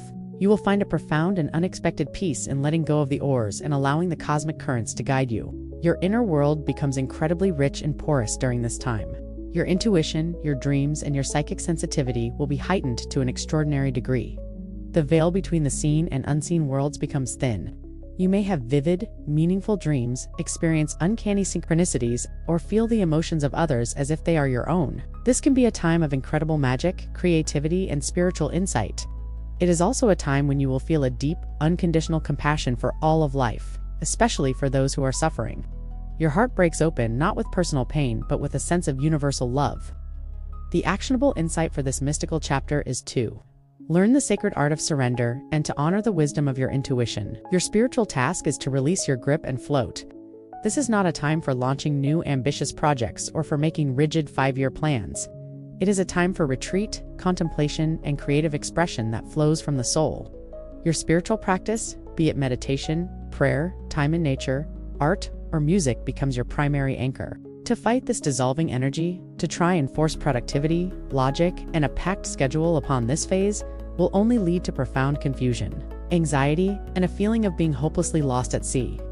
Let's imagine the story of Dr. Elena Ramirez, a brilliant research scientist. During her Aquarius progression, she thrived in a world of data, logic, and collaborative futuristic projects. As her progressed moon enters Pisces, she finds herself sitting in her state-of-the-art laboratory feeling a soul-deep exhaustion. The hard facts and figures no longer hold the answers she seeks. On an impulse she cannot logically explain, she takes a sabbatical and rents a tiny isolated cottage overlooking the ocean. She has no agenda. She walks the beach for hours. She begins to paint with watercolors, and she sits in silence, simply watching the tides. Her rational mind, once her greatest tool, grows quiet. In its place, her intuition awakens. She feels a connection to the world around her that is deeper than anything she could ever prove with data. She is not achieving anything by worldly standards, but she is experiencing a profound sense of peace and homecoming. Her emotional fulfillment is no longer coming from intellectual certainty, but from a deep, quiet faith in the mystery of existence. She is emptying her cup in preparation for a new beginning. The shadow side of Pisces is the allure of escapism. The desire to transcend the harsh realities of the world can lead to avoiding responsibility through fantasy, addiction, or playing the role of the martyr or victim. Because your energetic boundaries are so low, you are at risk of becoming a psychic sponge, absorbing the toxic emotions of those around you, which can be incredibly draining. The challenge is to find healthy ways to connect with the sublime, and to learn energetic hygiene, how to be compassionate, without taking on the suffering of the world as your own. It's about being a lighthouse, not a lifeboat. This is, above all, a period of endings and release. You are completing a major chapter of your life. It is a time to review the last 28 to 30 years, to forgive yourself and others, and to let go of everything you are not carrying with you into your next cycle. Old identities, old grievances, old dreams. This is the universe's gentle way of helping you clear out the attic of your soul before you move into a new house. Every ending is creating a space for a new beginning. This transit is a gift of faith, compassion, and a connection to the infinite. It gently reminds you that you are so much more than your achievements, your relationships, or your personality. You are a drop in the cosmic ocean, and the entire ocean is within that drop. Let's take a moment to connect with that boundless, peaceful, and intuitive part of our own being. Thought-provoking question. Where in your life are you trying to force or control an outcome, and what would it feel like to simply release your grip and surrender it to a higher wisdom? And what is one quiet whisper from your intuition that you have been trying to ignore? Breathe into that feeling of gentle release. This concludes our journey through the 12 signs of the progressed moon. From the fiery spark of Aries to the final watery dissolve of Pisces, you have now traced the entire 30-year map of the soul's emotional evolution. But the map has even more layers of detail. Now that we understand the landscapes, we can begin to look at the specific, dynamic events that trigger major shifts within them. And we will start with the most powerful of all. What happens when your progressed moon crosses one of the 4 sacred angles of your birth chart? We have now completed our grand tour of the zodiac, exploring the unique emotional landscape of each of the 12 signs as experienced through the progressed moon. You now have a sense of the shifting internal weather patterns that color your life in 2.5-year chapters. But within that broader landscape, there are specific, highly charged points on your personal map for sacred gateways that, when activated, signal the beginning of a profound new life direction. These are the 4 angles of your birth chart: the ascendant, the descendant, the Imam Shelley, and the midheaven. When your progressed moon crosses one of these thresholds, it is a momentous event. Your emotional focus doesn't just shift, your entire life reorients itself around a new central theme. Think of your birth chart as a magnificent circular estate. We've talked about the 12 rooms or signs that your inner candle illuminates. The angles, however, are the 4 main doors of the estate. The ascendant or AC is the front door, the face you present to the world. The descendant or DC is the door to the guest house where you meet your significant others. The Imam Shelley or IC is the door to the private foundational cellar, your roots and your sanctuary. And the midheaven or MC is the door to the rooftop observatory, your most visible public point. When your progressed moon crosses one of these doorways, you are not just changing rooms. You are fundamentally changing your orientation to the world, moving from a private space to a public one, or from a focus on self to a focus on others. These transits, which happen roughly every 7 to 8 years, mark the major turning points in your life's narrative. Let's start with the ascendant. This is the eastern horizon at the moment of your birth, the beginning of your first house of self. When your progressed moon crosses your ascendant, you are beginning a profound cycle of personal rebirth. For the next several years, as it moves through your first quadrant, the focus of your life will be intensely on me. Who am I? What do I want? What does my body need? This often coincides with major changes to your physical appearance and new style, a significant weight change, a different way of carrying yourself. You feel an overwhelming emotional need to redefine your identity and to present a new self to the world. It's a time of shedding old skins and stepping into a new persona that feels more authentic. Someone who has spent years focused on the needs of their partner might, upon this crossing, suddenly enroll in a degree program for themselves, start a rigorous solo fitness journey, and find their emotional satisfaction comes from purely self-directed activities. It is a sacred and necessary period of self-focus. Next, we have the Imam Shelley, or the IC. This is the point at the very bottom of the chart. The root, the beginning of your 4th house of home and family. When your progressed moon crosses this deeply personal threshold, you are being called home. Your emotional focus turns dramatically inward, toward your private life, your family, your past, and your emotional foundations. This is often a time when you might physically move, buy a home, start a family, or feel a powerful pull to reconnect with your ancestral roots. Career and public life, which may have been your priority, will suddenly feel less important than creating a safe and nurturing sanctuary for yourself. It can also be a time for deep psychological work, as issues from your childhood surface to be healed. A high-powered executive who crosses their IC might shock everyone by leaving their job to become a stay-at-home parent, finding that their true emotional fulfillment now lies in the quiet, private world of family. Moving across the chart, we come to the descendant. This is the western horizon, the gateway to your 7th house of partnership. When your progressed moon crosses this angle, the pendulum of your life swings dramatically from me to we. Your emotional focus and your very sense of self become deeply intertwined with another person. This is one of the most classic astrological indicators for the beginning of a major relationship, a marriage, or a significant business partnership. It can also, conversely, signal a major ending like a divorce, where the theme of partnership is still central, but it's about the process of separation. During this time, you will learn the most about yourself through the mirror of your significant relationships. A fiercely independent entrepreneur who has been building their own empire might cross their descendant and meet a partner who completely changes their life, shifting their emotional focus from individual success to the co-creation of a shared future. Finally, we ascend to the highest point in the chart, the midheaven or MC. This is the gateway to your 10th house of career and public life. When your progressed moon crosses your midheaven, you are stepping into the spotlight. Your career, your reputation, and your public contribution become your primary emotional focus. This is a time of peak visibility, often corresponding with a major promotion, a professional award, a business launch, or any event that puts you in a position of authority and public recognition. After years of perhaps focusing on more private or relational matters, you now feel a powerful emotional drive to achieve your highest ambitions and to make your mark on the world. Someone who has been working diligently behind the scenes for years might, upon this crossing, suddenly be offered a major leadership role that thrusts them into the public eye. Your life becomes more public, and your satisfaction comes from fulfilling your professional destiny. The actionable insight here is that these angular crossings are predictable.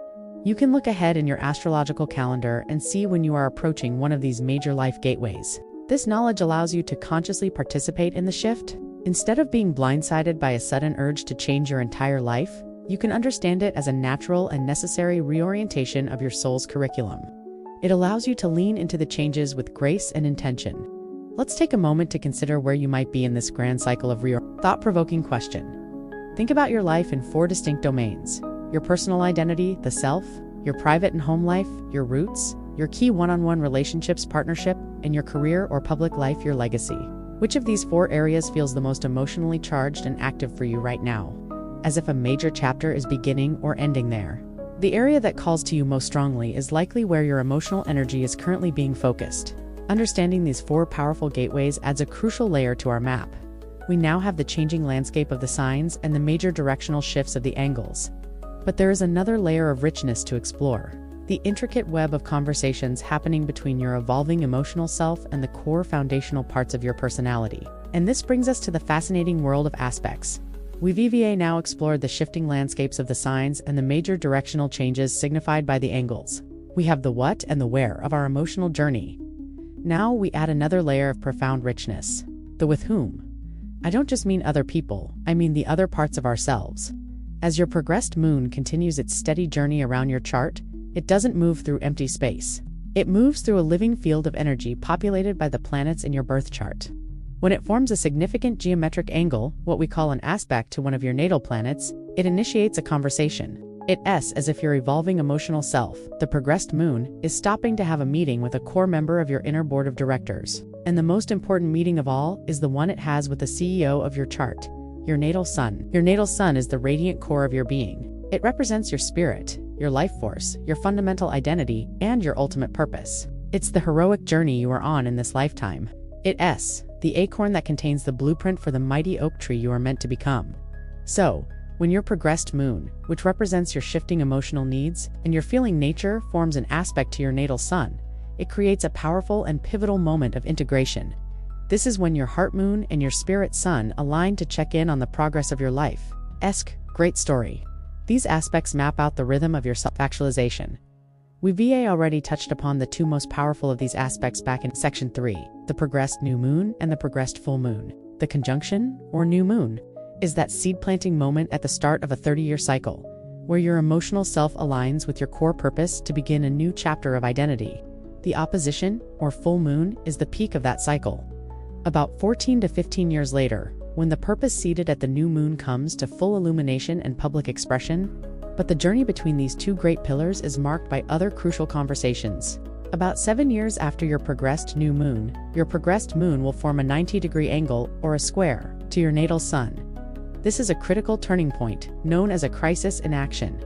The new identity you have been quietly cultivating is now being challenged by the old habits and structures of your life. This is a moment of friction and tension that demands a choice. You can no longer have it both ways. You must take decisive action to break from the past and commit fully to the new direction your life is taking. It often feels like a test. Do you really want this? Are you willing to fight for it? This is a time of building, of effort, and of making your new reality concrete through conscious action. Then, about 10 years into your cycle, your progressed moon will form a harmonious 120-degree angle, or a trine, to your natal sun. After the hard work and difficult choices of the square, this is a period of grace, flow, and creative expression. The new identity you fought for now feels fully integrated and natural. Your emotional needs and your core purpose are working together in beautiful harmony. Opportunities seem to arise effortlessly, and you feel a surge of confidence and creative vitality. This is a time to enjoy the fruits of your labor and to joyfully express the person you have become. The actionable insight here is that your life has a predictable rhythm of crisis and grace. These aspects provide a cosmic roadmap for your efforts. When you know you are in a progressed square to your sun, you can understand that the challenges you are facing are a necessary part of your growth. It's a time to be courageous and to push through resistance. When you are in a progressed trine, you can give yourself permission to relax, to create, and to receive the rewards that are flowing your way. It helps you to stop fighting the season you're in and instead to work with its unique energy. Let's trace this journey through a clear example. We'll imagine a man named Ben, at age 28. He has his progressed new moon. He quits his soul-crushing corporate job with no plan, just a feeling that he needs a new beginning. That's the seed. Around age 35, he hits the waxing square. He's been dabbling in teaching mindfulness, but he's still living with his parents, who are pressuring him to go back to a real career. The tension is immense. He is forced to make a choice, give in to their expectations or take a huge leap of faith, move out and commit fully to building his own practice. He chooses the latter, a classic crisis in action. By age 38, he reaches the waxing trine. His mindfulness practice is thriving. He feels completely in his element. His work and his purpose are in perfect harmony. And a publisher approaches him about writing a book. It feels easy, natural, and joyful. Then, at age 42, his progressed full moon arrives. His book becomes a bestseller, and he is recognized as a leading voice in his field. The seed of a new identity, planted in darkness at 28, has now come into full public bloom, all because he successfully navigated the challenge of the square and embraced the flow of the trine. After the culmination of the full moon, the cycle begins to wane, and the aspects take on a different flavor. The waning square, happening about 21 years into the cycle, is not a crisis of action, but a crisis of consciousness. It ests a time when the very structures and successes you built during the first half of the cycle are challenged. You are asked to let go of the ego associated with your achievements and to distill your experience into wisdom. It's a crisis that pushes you to share what you've learned rather than to achieve more. By understanding this 30-year rhythm of aspects between your heart and your spirit, you can gain a profound sense of perspective on your life's narrative. You can see the challenges not as failures, but as necessary turning points, and the periods of ease not as random luck, but as well-learned moments of integration. Let's reflect on a key turning point in your own story. Thought-provoking question. Think about a major new chapter you initiated in your life. Can you identify a period roughly 7 or 8 years into that chapter, where you faced a critical challenge or a point of no return that truly forced you to commit to your new path? That point of friction was likely your soul navigating one of these powerful squares, a vital step on your path to fulfillment. We've just explored the dialogue between your evolving emotional self and your core spirit, the sun. But what happens when your progressed moon has a conversation with its own source? Next, we will delve into the deeply personal and internal reset that occurs when your progressed moon aspects your natal moon. We've just explored the magnificent 30-year cycle of your life's purpose. The grand narrative written by the dialogue between your evolving heart and your core spirit, the sun, that is the story of your becoming in the outer world. Now, we turn our attention inward to a conversation that is quieter, more intimate, and in many ways even more foundational. We are going to explore what happens when your progressed moon, your emotional self in motion, comes into aspect with its own source code. Your natal moon. If the sun is your spirit, your natal moon is your soul.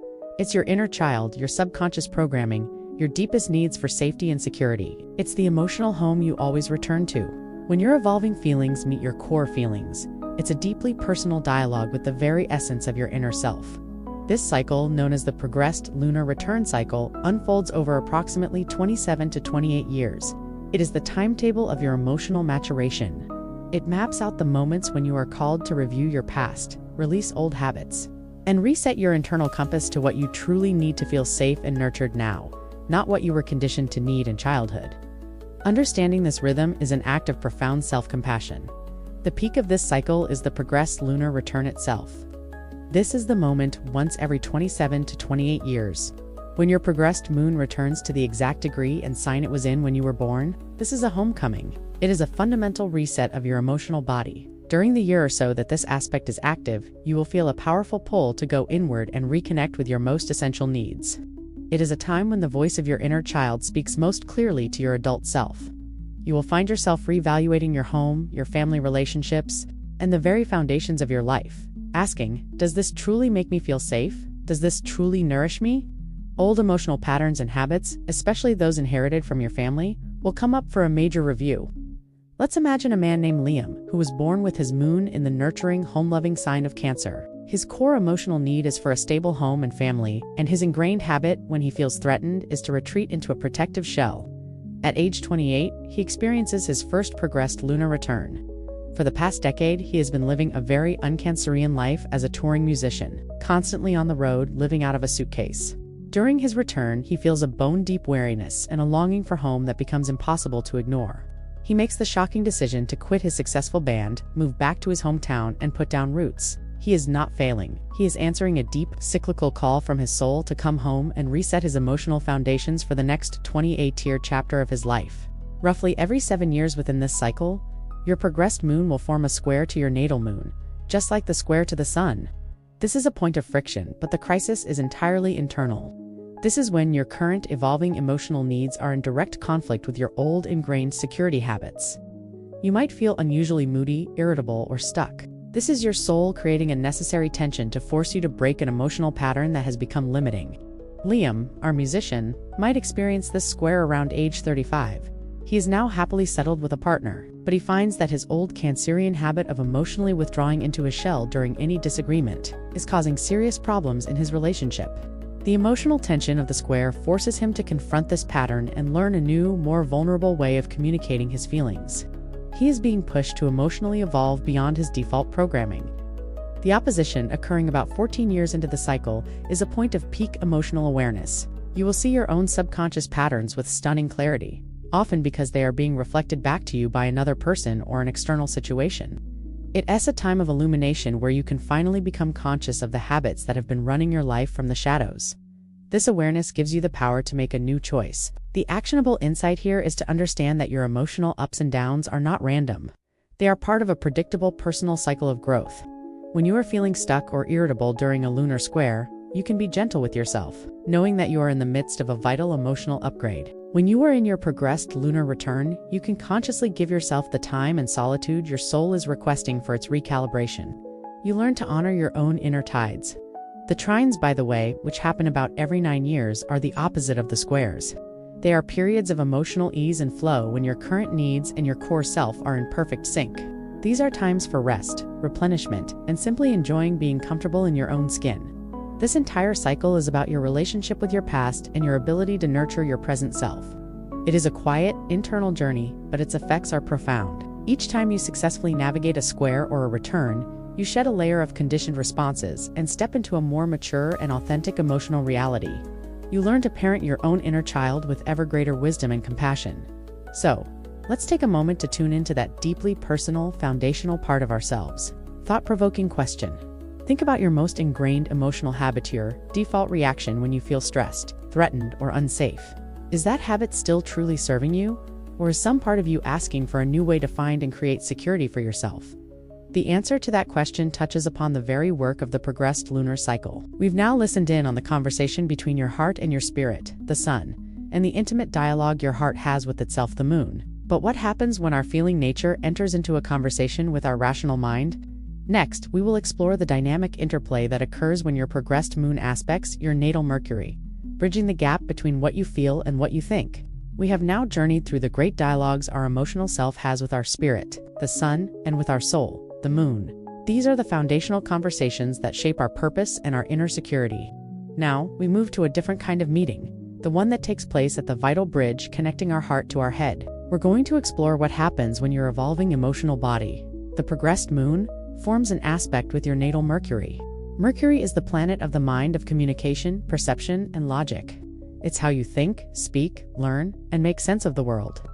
When your feelings moon and your thoughts Mercury come into direct contact, your entire way of perceiving and communicating reality is transformed. The core insight of this section is that your mindset is not a fixed, rational constant. It is a fluid landscape that is profoundly influenced by your shifting emotional tides. When the progressed moon aspects your natal Mercury, your subjective feelings begin to saturate your objective intellect. Your heart and your head are forced into a conversation, and the results can range from brilliant intuitive breakthroughs to frustrating misunderstandings, depending on the nature of their meeting.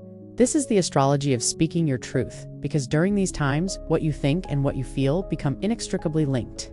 Let's start with the most seamless connection, the trine and the sextile. When your progressed moon forms one of these harmonious aspects to your natal Mercury, it's as if a high-speed data cable has been connected between your heart and your mind. The flow of information is effortless. This is a time of incredible mental and emotional clarity. You'll find it easy to articulate your feelings, to put words to your deepest emotions in a way that is both authentic and easily understood by others. Your intuition moon and your logic Mercury are working as a team, which can lead to brilliant ideas, creative solutions, and profound insights. This is a golden period for writing, teaching, learning, journaling, and having important heart-to-heart conversations.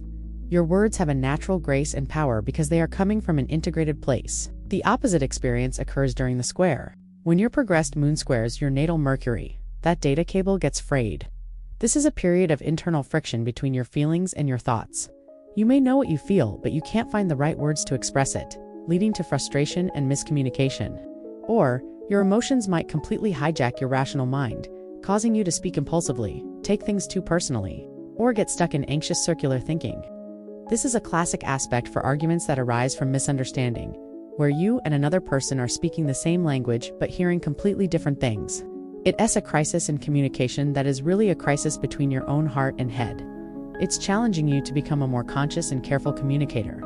The conjunction offers a total fusion. When your progressed moon conjuncts your natal Mercury, your mind becomes completely colored by your emotional state. Objectivity goes out the window.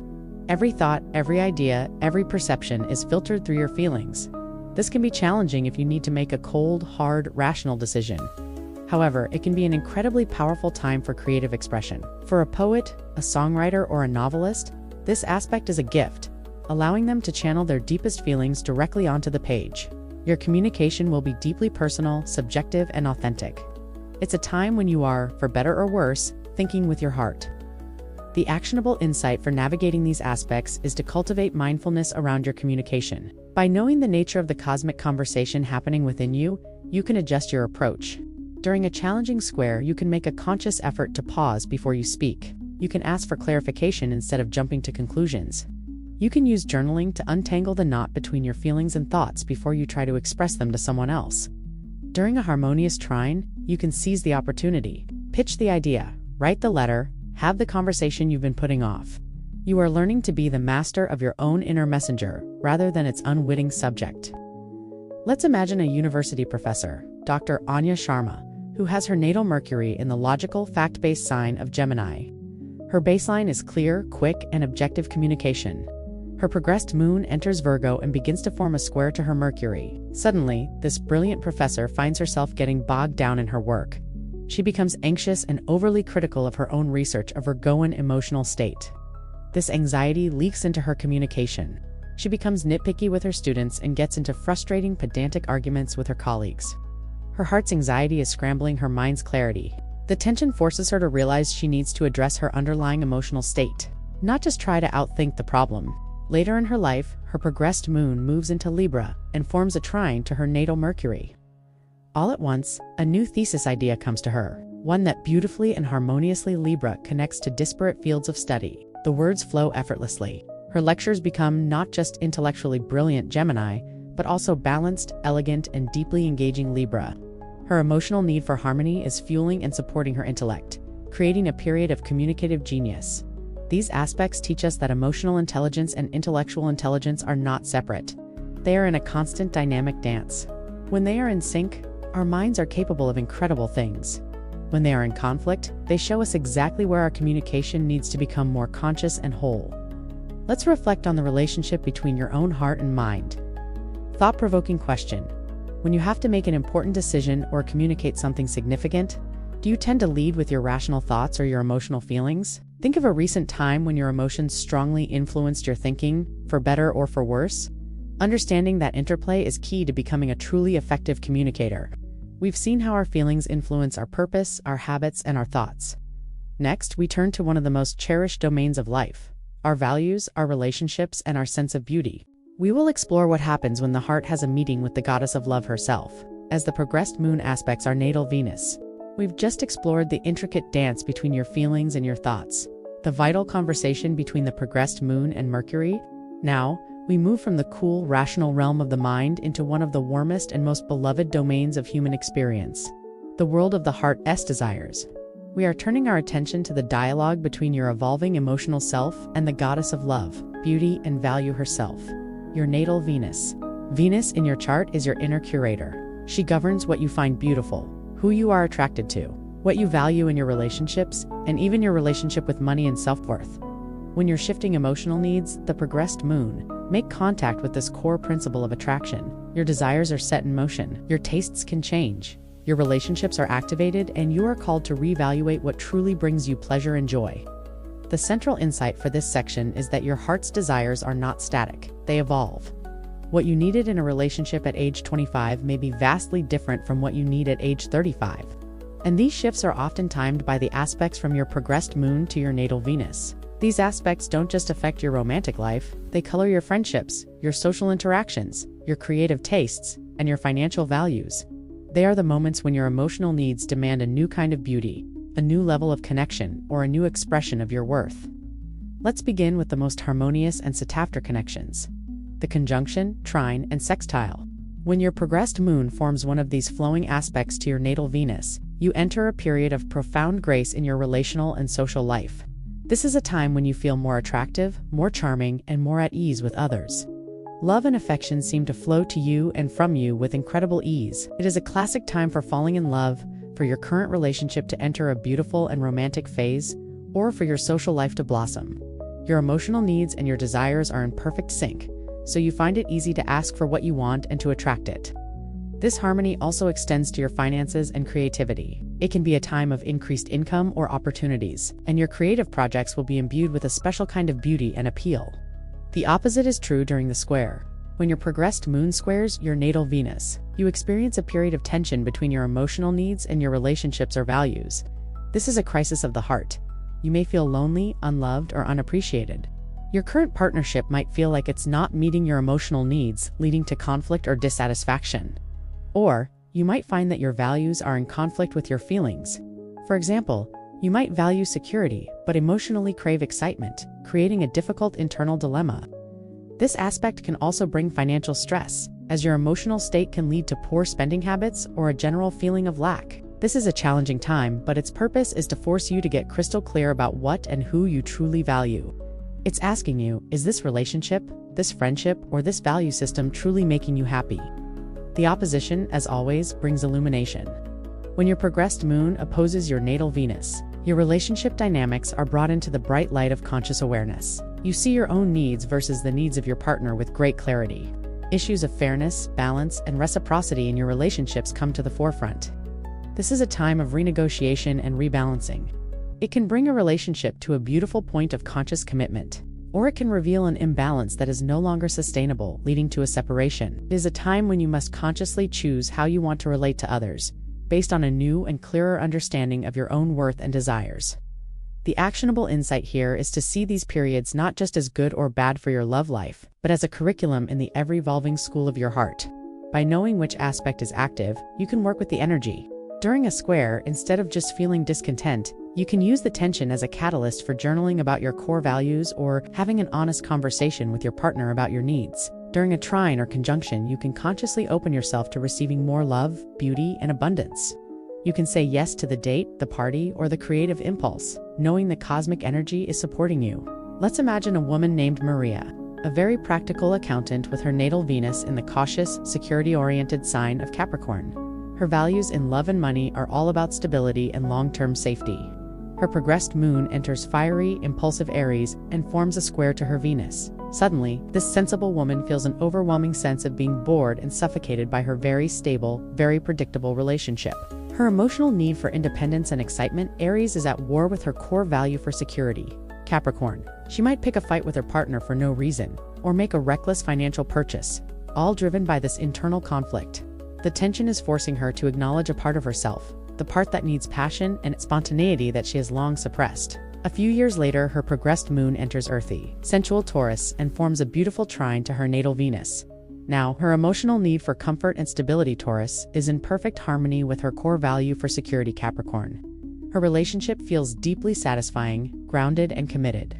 It's a wonderful time for her finances as well. Perhaps a promotion or a sound investment pays off.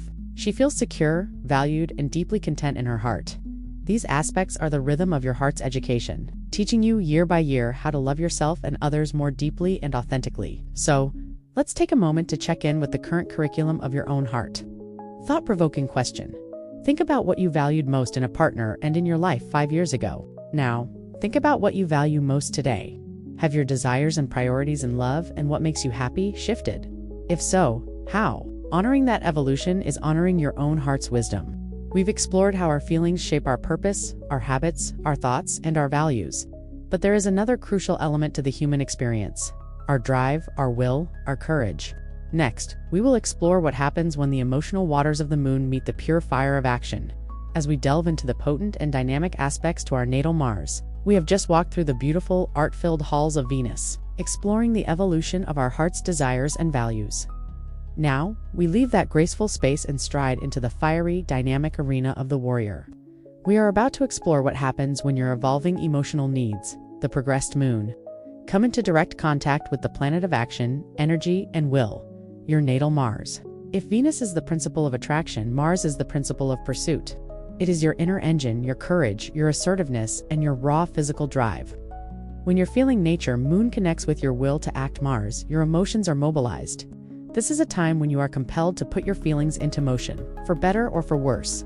The central insight for understanding these aspects is that your emotions are fuel.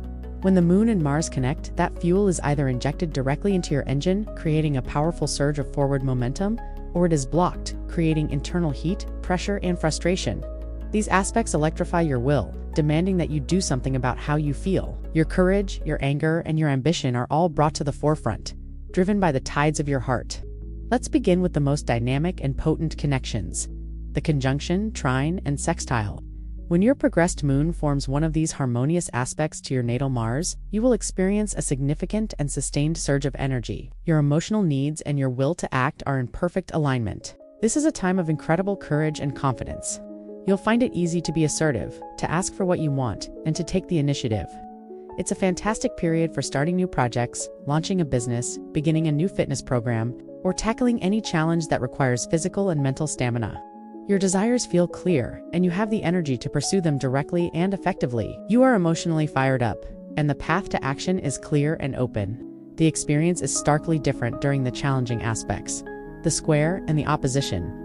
When your progressed moon forms one of these tense angles to your natal Mars, you are in for a period of frustration. This is a classic signature for feeling irritable, angry, and thwarted. Your emotional needs are being triggered, but your ability to act on them feels blocked, either by external circumstances or internal inhibitions.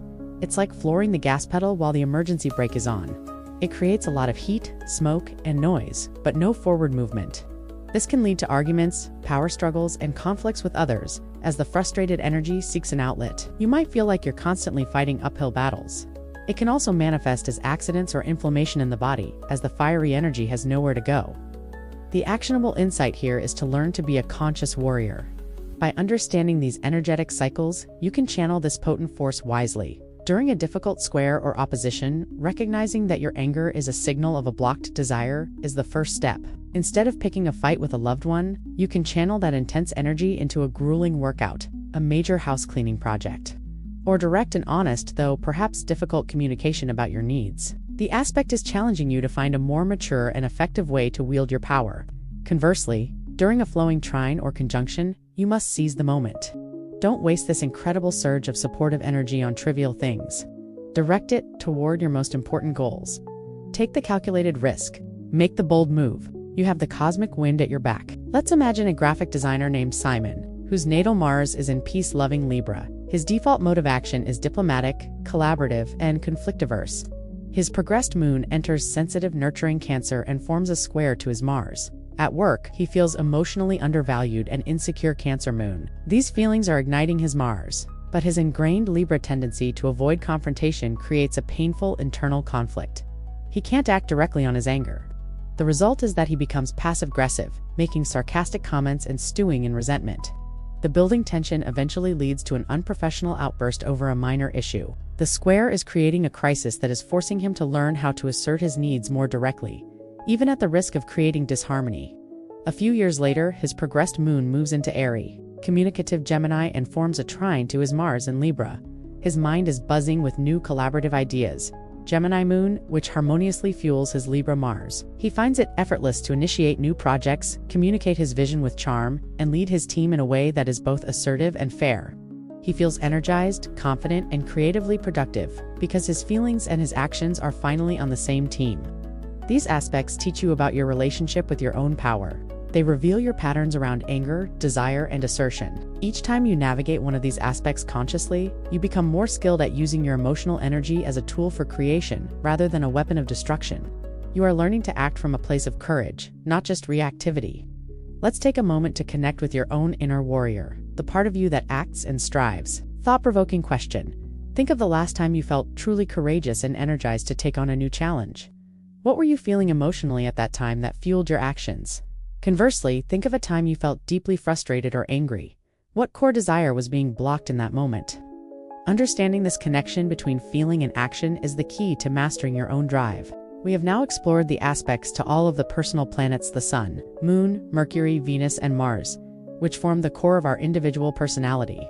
Now, our journey takes us outward, into the larger social and cosmic cycles that shape our lives. We will begin by exploring what happens when our emotional world connects with the great planetary principles of expansion and contraction. As we examine the aspects to Jupiter and Saturn, we have just navigated the fiery, action-oriented territory of Mars, learning how our emotions fuel our personal will to act and achieve. Our journey now expands outward, moving beyond the planets that define our core personality and into the realm of the great social cycles.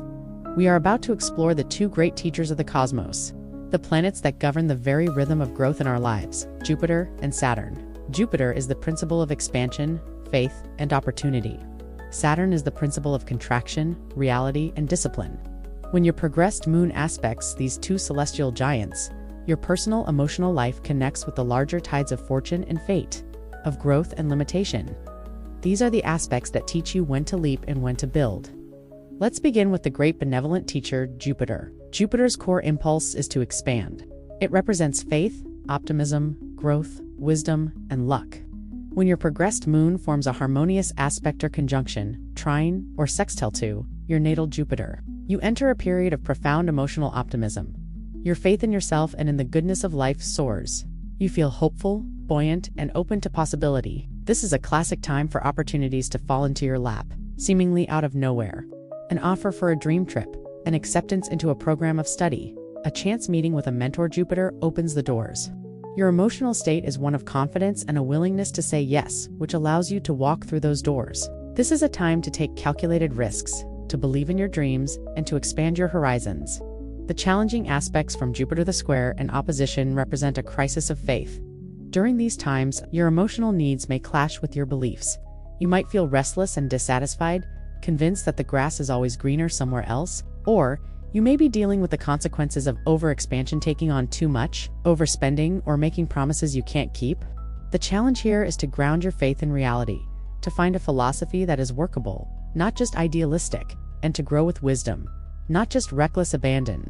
Now we turn to the other great teacher, the master of reality, Saturn. Saturn's core impulse is to structure, to test, and to make real. It represents discipline, responsibility, maturity, and the unavoidable truth of consequences. Where Jupiter expands, Saturn contracts. The hard aspects from your progressed moon to your natal Saturn, the conjunction, square, and opposition are some of the most challenging and ultimately most rewarding periods of your emotional life. During these times, you are likely to feel more serious, sober, and perhaps even lonely or pessimistic. The weight of your responsibilities, both personal and professional, can feel immense. This is a cosmic reality check. You will be confronted with your limitations, with the consequences of past choices, and with the necessity of hard work. It can be a time of endings, of facing fears, or of feeling that your progress is blocked. The actionable insight for navigating these transits is to understand that you are in a masterclass on emotional maturity. Resisting Saturn's lessons by avoiding responsibility or complaining about the unfairness of it all will only make the transit harder. The purpose of these challenging periods is to help you build profound inner strength, resilience, and self-respect. Saturn tests your foundations to see if they are solid. If they are not, they will crumble, forcing you to rebuild something stronger and more enduring. During these times, your emotional fulfillment comes not from easy wins, but from showing up, doing the work, and earning your own. The harmonious aspects from Saturn, the trine and sextile, are periods where discipline feels good. Hard work pays off. You feel emotionally stable and competent, and you can build lasting structures in your life with a sense of quiet, confident mastery. Let's illustrate this cosmic dance with the story of an entrepreneur named Clara. Her progressed moon makes a conjunction to her natal Jupiter. Out of the blue, a major investor offers her a huge sum of money to expand her small local business into a national brand. Feeling boundless optimism and faith in her vision, Jupiter, she says yes and embarks on a massive, rapid expansion. A few years later, her progressed moon forms a square to her natal Saturn. The reality of her rapid growth hits hard. She's facing logistical nightmares, cash flow problems, and the immense pressure of managing a large team. She feels overwhelmed, isolated, and full of self-doubt. Saturn. This crisis forces her to slow down, to implement rigorous systems and structures, and to become a disciplined, realistic leader instead of just a passionate visionary. The Jupiter transit gave her the opportunity.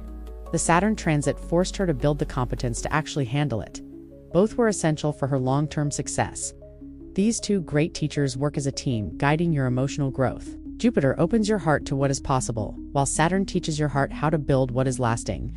One is not good, and the other bad. They are the yin and yang of maturation, the cosmic rhythm of inhalation and exhalation. Knowing which teacher is leading the class allows you to show up with the right attitude, ready to leap with faith or ready to get to work. Let us take a moment to sense which of these great tides is most active in your life right now. Thought-provoking question. Think about your life at this moment. Do you feel like you are in a season of expansion where opportunities are opening up and you're being encouraged to take risks? Or does it feel more like a season of contraction where you are facing your limitations and being called to be more disciplined and responsible? Neither season is permanent. Both are part of the beautiful unfolding rhythm of your becoming. We have now covered the personal planets and the social planets. Our journey now takes us to the very edge of the solar system, to the slow-moving outer planets that represent the great collective and often unconscious forces of transformation. Next, we will explore the whispers from the cosmos, as the progressed moon aspects Uranus, Neptune, and Pluto. We have now journeyed from the core of our personality through the social dynamics of Jupiter and Saturn. And we arrive now at the very edge of our solar system and the deepest, most mysterious layers of our own consciousness.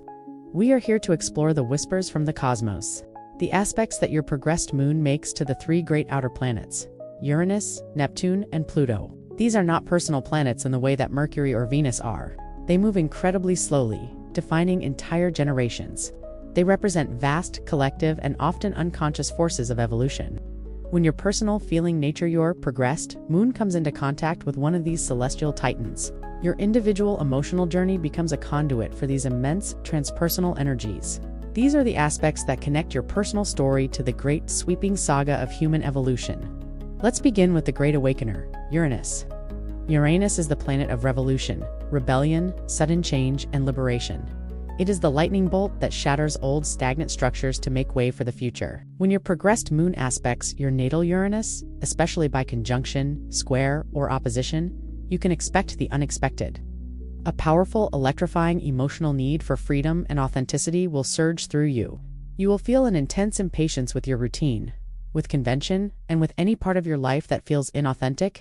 This transit often brings sudden events, surprising news, or the arrival of unusual people who act as catalysts for radical change. It's a time of brilliant, out-of-blue insights and a compelling urge to break free.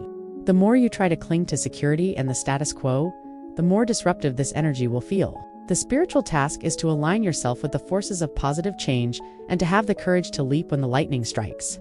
Next, we drift into the boundless mystical ocean of the great dissolver, Neptune. Neptune is the principle of spirituality, dreams, universal love, and illusion. It dissolves the hard boundaries of the ego to connect us with a sense of oneness and the infinite. When your progressed moon aspects your natal Neptune, your emotional sensitivity and intuition are amplified to an extraordinary degree. You may feel a profound sense of spiritual connection, a deep and unconditional compassion for all beings, and your creativity can be incredibly inspired. It is a time for mystical experiences, for art that channels the sublime, and for connecting with the divine. However, the shadow side of Neptune, especially during the challenging aspects, is confusion, delusion, and escapism. When the boundaries dissolve, it can be hard to tell what is real and what is illusion. You might be prone to deception, or you might idealize people and situations, only to be disappointed later. The spiritual task is to cultivate your spiritual practice while staying grounded in reality, to learn discernment, and to be a vessel for compassion without becoming a victim. Finally, we journey to the most intense and powerful of the outer planets, the great transformer, Pluto. Pluto is the lord of the underworld, the principle of death, rebirth, power, and soul-level evolution. It governs the deep unconscious forces that drive us. When your progressed moon aspects your natal Pluto, you are entering a profound emotional crucible. Deep, intense, and often compulsive feelings will rise from the very depths of your psyche, to be faced and transformed. This is a time of confronting your deepest fears, your patterns around power and control, and your own shadow. It can bring fated encounters, intense power struggles, or situations that force a total death of an old emotional part of yourself, so that a more powerful, authentic self can be reborn. This is not a light and easy transit. It is a journey of emotional alchemy. The actionable insight when dealing with these powerful forces is to understand that you are working with energies far greater than your personal ego. The key to navigating all these transits is a form of conscious surrender.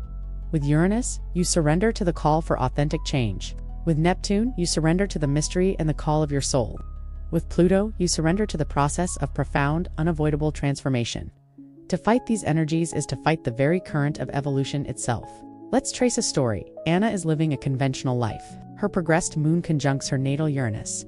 Out of nowhere, she has a lightning bolt realization that her life is a cage, and she abruptly ends her long-term relationship and moves across the country to pursue her art. The change is sudden and liberating. Years later, her progressed moon squares her natal Neptune. She falls deeply in love with a charismatic but troubled artist. She feels a sublime soulmate connection, but slowly realizes she is living in a fog of illusion, projecting her own fantasies onto him and ignoring his deep-seated issues. The painful end of the relationship forces her to dissolve her own romantic fantasies and cultivate a more grounded form of spirituality. Finally, in her later years, her progressed moon opposes her natal Pluto. She is diagnosed with a serious illness, which brings her face to face with her own mortality and deepest fears of powerlessness. The intense and grueling healing process becomes a profound journey into the depths of her own soul, purging old traumas and unearthing a resilience and power she never knew she possessed. She is not the same person on the other side. Each transit connected her personal emotional life to a larger evolutionary force. These aspects are profound. They are the moments when the cosmos reaches directly into your life and insists on your growth. They are the whispers, the dreams, and the thunderclaps that ensure your soul stays on its evolutionary path. Let's reflect on the grand, sweeping forces in your own life story. Thought-provoking question. Thinking about the major, often unexpected turning points in your life, can you sense a larger fated feeling behind any of them as? If you were being guided by a powerful force of awakening, Uranus, spiritual dissolution, Neptune, or deep transformation, Pluto, honoring these powerful moments is recognizing your part in the great cosmic dance. We have now covered the entire planetary pantheon, from the personal to the transpersonal. We have the landscape of the signs, the great doorways of the angles, and the intricate web of conversations that are the aspects. We have all the threads. Now, all that remains is to learn how to weave them together. We have journeyed together through the vast and intricate cosmos of the progressed moon. We've explored the changing landscapes of the 12 signs, the great directional shifts of the 4 angles, and the dynamic web of conversations that are the aspects to every planet, from the Sun to Pluto. You now possess all the individual threads, all the separate streams of wisdom. The final and most creative step is to learn how to weave them together. This is the art of synthesis. It's the process of taking these distinct astrological symbols and blending them into a single, coherent and deeply personal story about your current emotional reality. This is the moment you move from being a student of this technique to becoming the storyteller of your own soul's journey. The key to synthesis is understanding that each piece of information provides a different layer of the story, moving from the general to the specific. Think of it as painting a picture. The sign is the broad background color that sets the mood. The house is the specific subject you are painting in the foreground, and the aspects are the dynamic brushstrokes of light and shadow that bring the entire scene to life. To get a holistic understanding, you must layer these 3 elements. Let's create a clear step-by-step process. First, always start with the sign. This is your foundation, the overarching theme of your current 2.5-year emotional chapter. This is the what. What is the fundamental emotional need driving you right now? Is it the Aries need for independence? The Cancer need for security? The Libra need for partnership? This provides the essential context for everything else.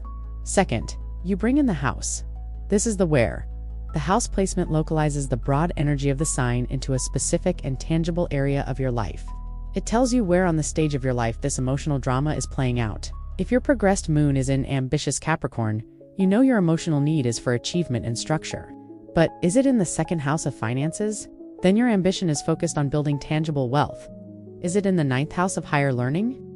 Then your ambition is to achieve a PhD or become a master teacher. The house gives the theme a specific focus. Third, and most dynamically, you layer in the aspects. The aspects are the when and the how. They are the real-time triggers, the events and inner dialogues that are happening now. A major aspect from your progressed moon acts as the headline news of your emotional life, activating the themes of the sign and house. Is your progressed moon making a harmonious trine to your sun? The theme is unfolding with ease and confidence. Is it making a challenging square to Saturn? The theme is being met with tests, responsibilities, and the need for maturation. Let's walk through a complete example to see how this beautiful weaving process works. Imagine a woman named Julia. She looks up her chart and finds her progressed moon is at 15 degrees of Aquarius. It's located in her fourth house, and it is currently forming a conjunction with her natal Jupiter and is approaching a square to her natal sun in Scorpio. First, the sign, Aquarius. Julia is in a 2.5-year phase where her core emotional need is for freedom, community, innovation, and authenticity. She is being called to find her tribe and break from convention. Second, the house. The fourth house of home, family, and roots. This is a fascinating and often paradoxical combination. The futuristic, unconventional energy of Aquarius is being focused on the most traditional and private area of her life. So, her emotional need for a tribe is playing out in her domestic life. She might feel a powerful urge to redefine what family means to her, to create a chosen family, to explore co-living situations, or to bring a more detached, communal feeling to her home. She needs her home to be a place of freedom, not just cozy security. Third, the aspects. Her progressed moon is conjunct her natal Jupiter. This tells us what's happening right now. This Aquarian theme in her home life feels expansive, optimistic, and full of opportunity.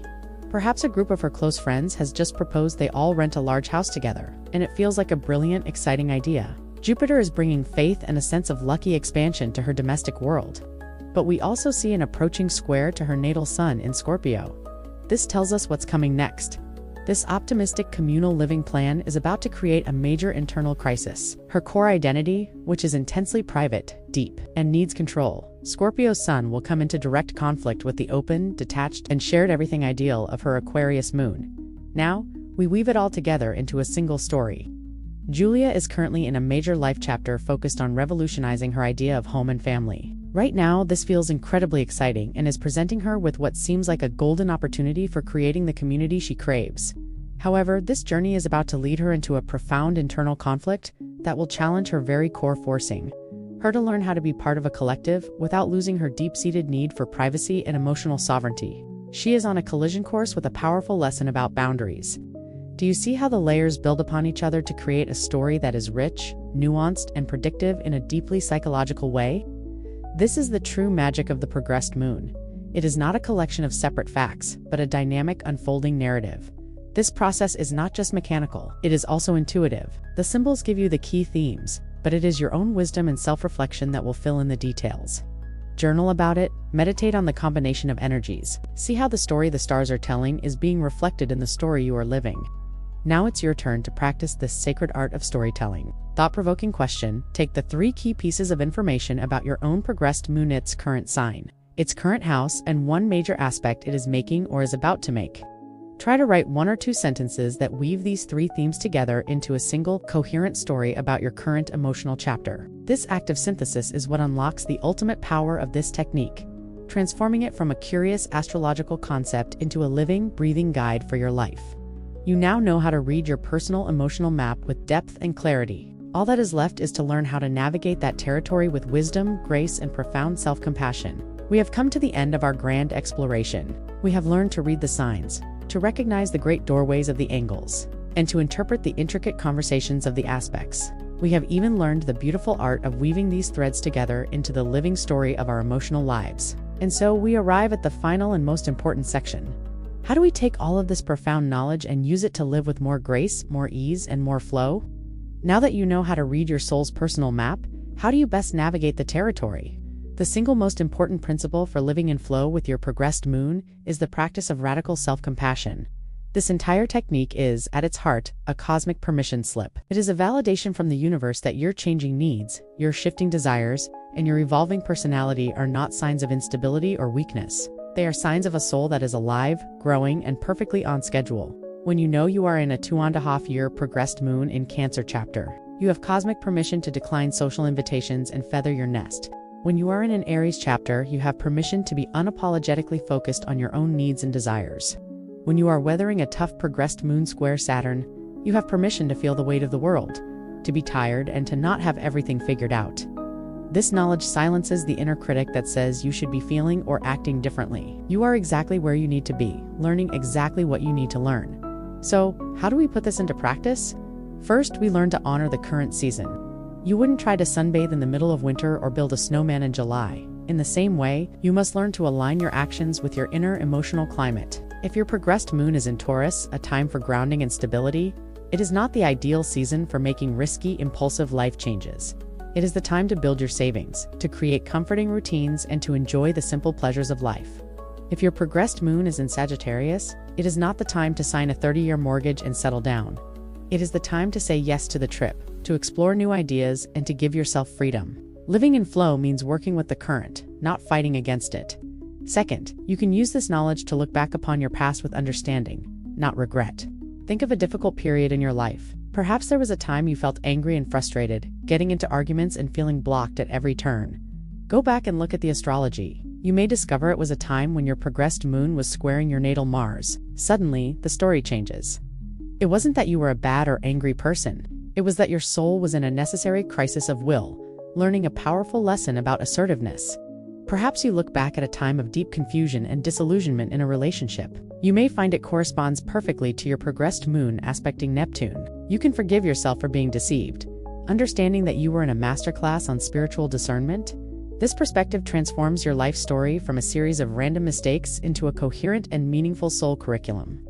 Third, you can look forward with preparation, not anxiety.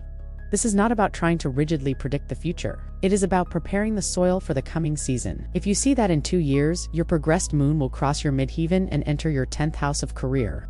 You can begin to consciously think about your professional goals. You can start updating your skills, networking, and positioning yourself to make the most of that coming period of public visibility. If you see a challenging progressed Moon-Saturn aspect on the horizon, you can work on strengthening your foundations, now shoring up your finances, taking care of your health, and being disciplined in your responsibilities, so that when the test arrives, you are ready to meet it with strength and maturity. And finally, you use this knowledge as a real-time navigational tool. When you are having a day where you feel unusually sensitive and weepy for no apparent reason, you might check your chart and see your progressed moon is conjunct your natal moon. You think, my emotional body is resetting. I need to be gentle with myself today. When you are suddenly filled with a brilliant, revolutionary idea, you might see your progressed moon is aspecting Uranus. Okay, you think the universe is sending a lightning bolt? I need to write this down and pay attention. It gives you immediate context for your inner weather, allowing you to respond with wisdom rather than just reacting to the storm. Ultimately, tracking your progressed moon is a practice that teaches you to trust the timing of your own life. It is an external system that over time trains you to listen to your internal guidance system more closely. It validates that quiet inner voice that says, it's time for a change, or it's time to rest. It proves to you again and again that your soul has a rhythm, a wisdom, and a direction all its own. Living in flow is simply the art of learning to listen to that rhythm and to dance with it with courage, with faith, and above, all with a deep and abiding love for the beautiful, evolving soul that is you. Let's close with one final, compassionate reflection on your journey. Thought-provoking question. Knowing what you know now about your soul's beautiful and predictable rhythm of growth, what is one judgment about yourself, past or present, that you can now release with compassion and understanding? We've traveled from the initial spark of Aries all the way to the great cosmic ocean of Pisces and beyond, weaving together the beautiful, intricate story of your soul's emotional journey. The core lesson in all of this is that your life is not a random series of events, but an unfolding rhythmic dance of becoming. Your progressed moon is your personal compass in that dance, always pointing you toward your next step of growth. Understanding its movements allows you to meet yourself exactly where you are, with profound compassion and acceptance for the season you are in. You learn to trust that you are always in the right place, at the right time, in your own unfolding story. For the rest of this week, I invite you to hold that one thought as your mantra. Whenever you feel rushed or behind or uncertain, just gently remind yourself, I am in the right place at the right time in my own unfolding story. Let that be your anchor. Trust the wisdom that resides within you, for you hold both the map and the compass to your own beautiful destiny. That's all for today. Keep trusting your intuition, and I'll see you in the next one.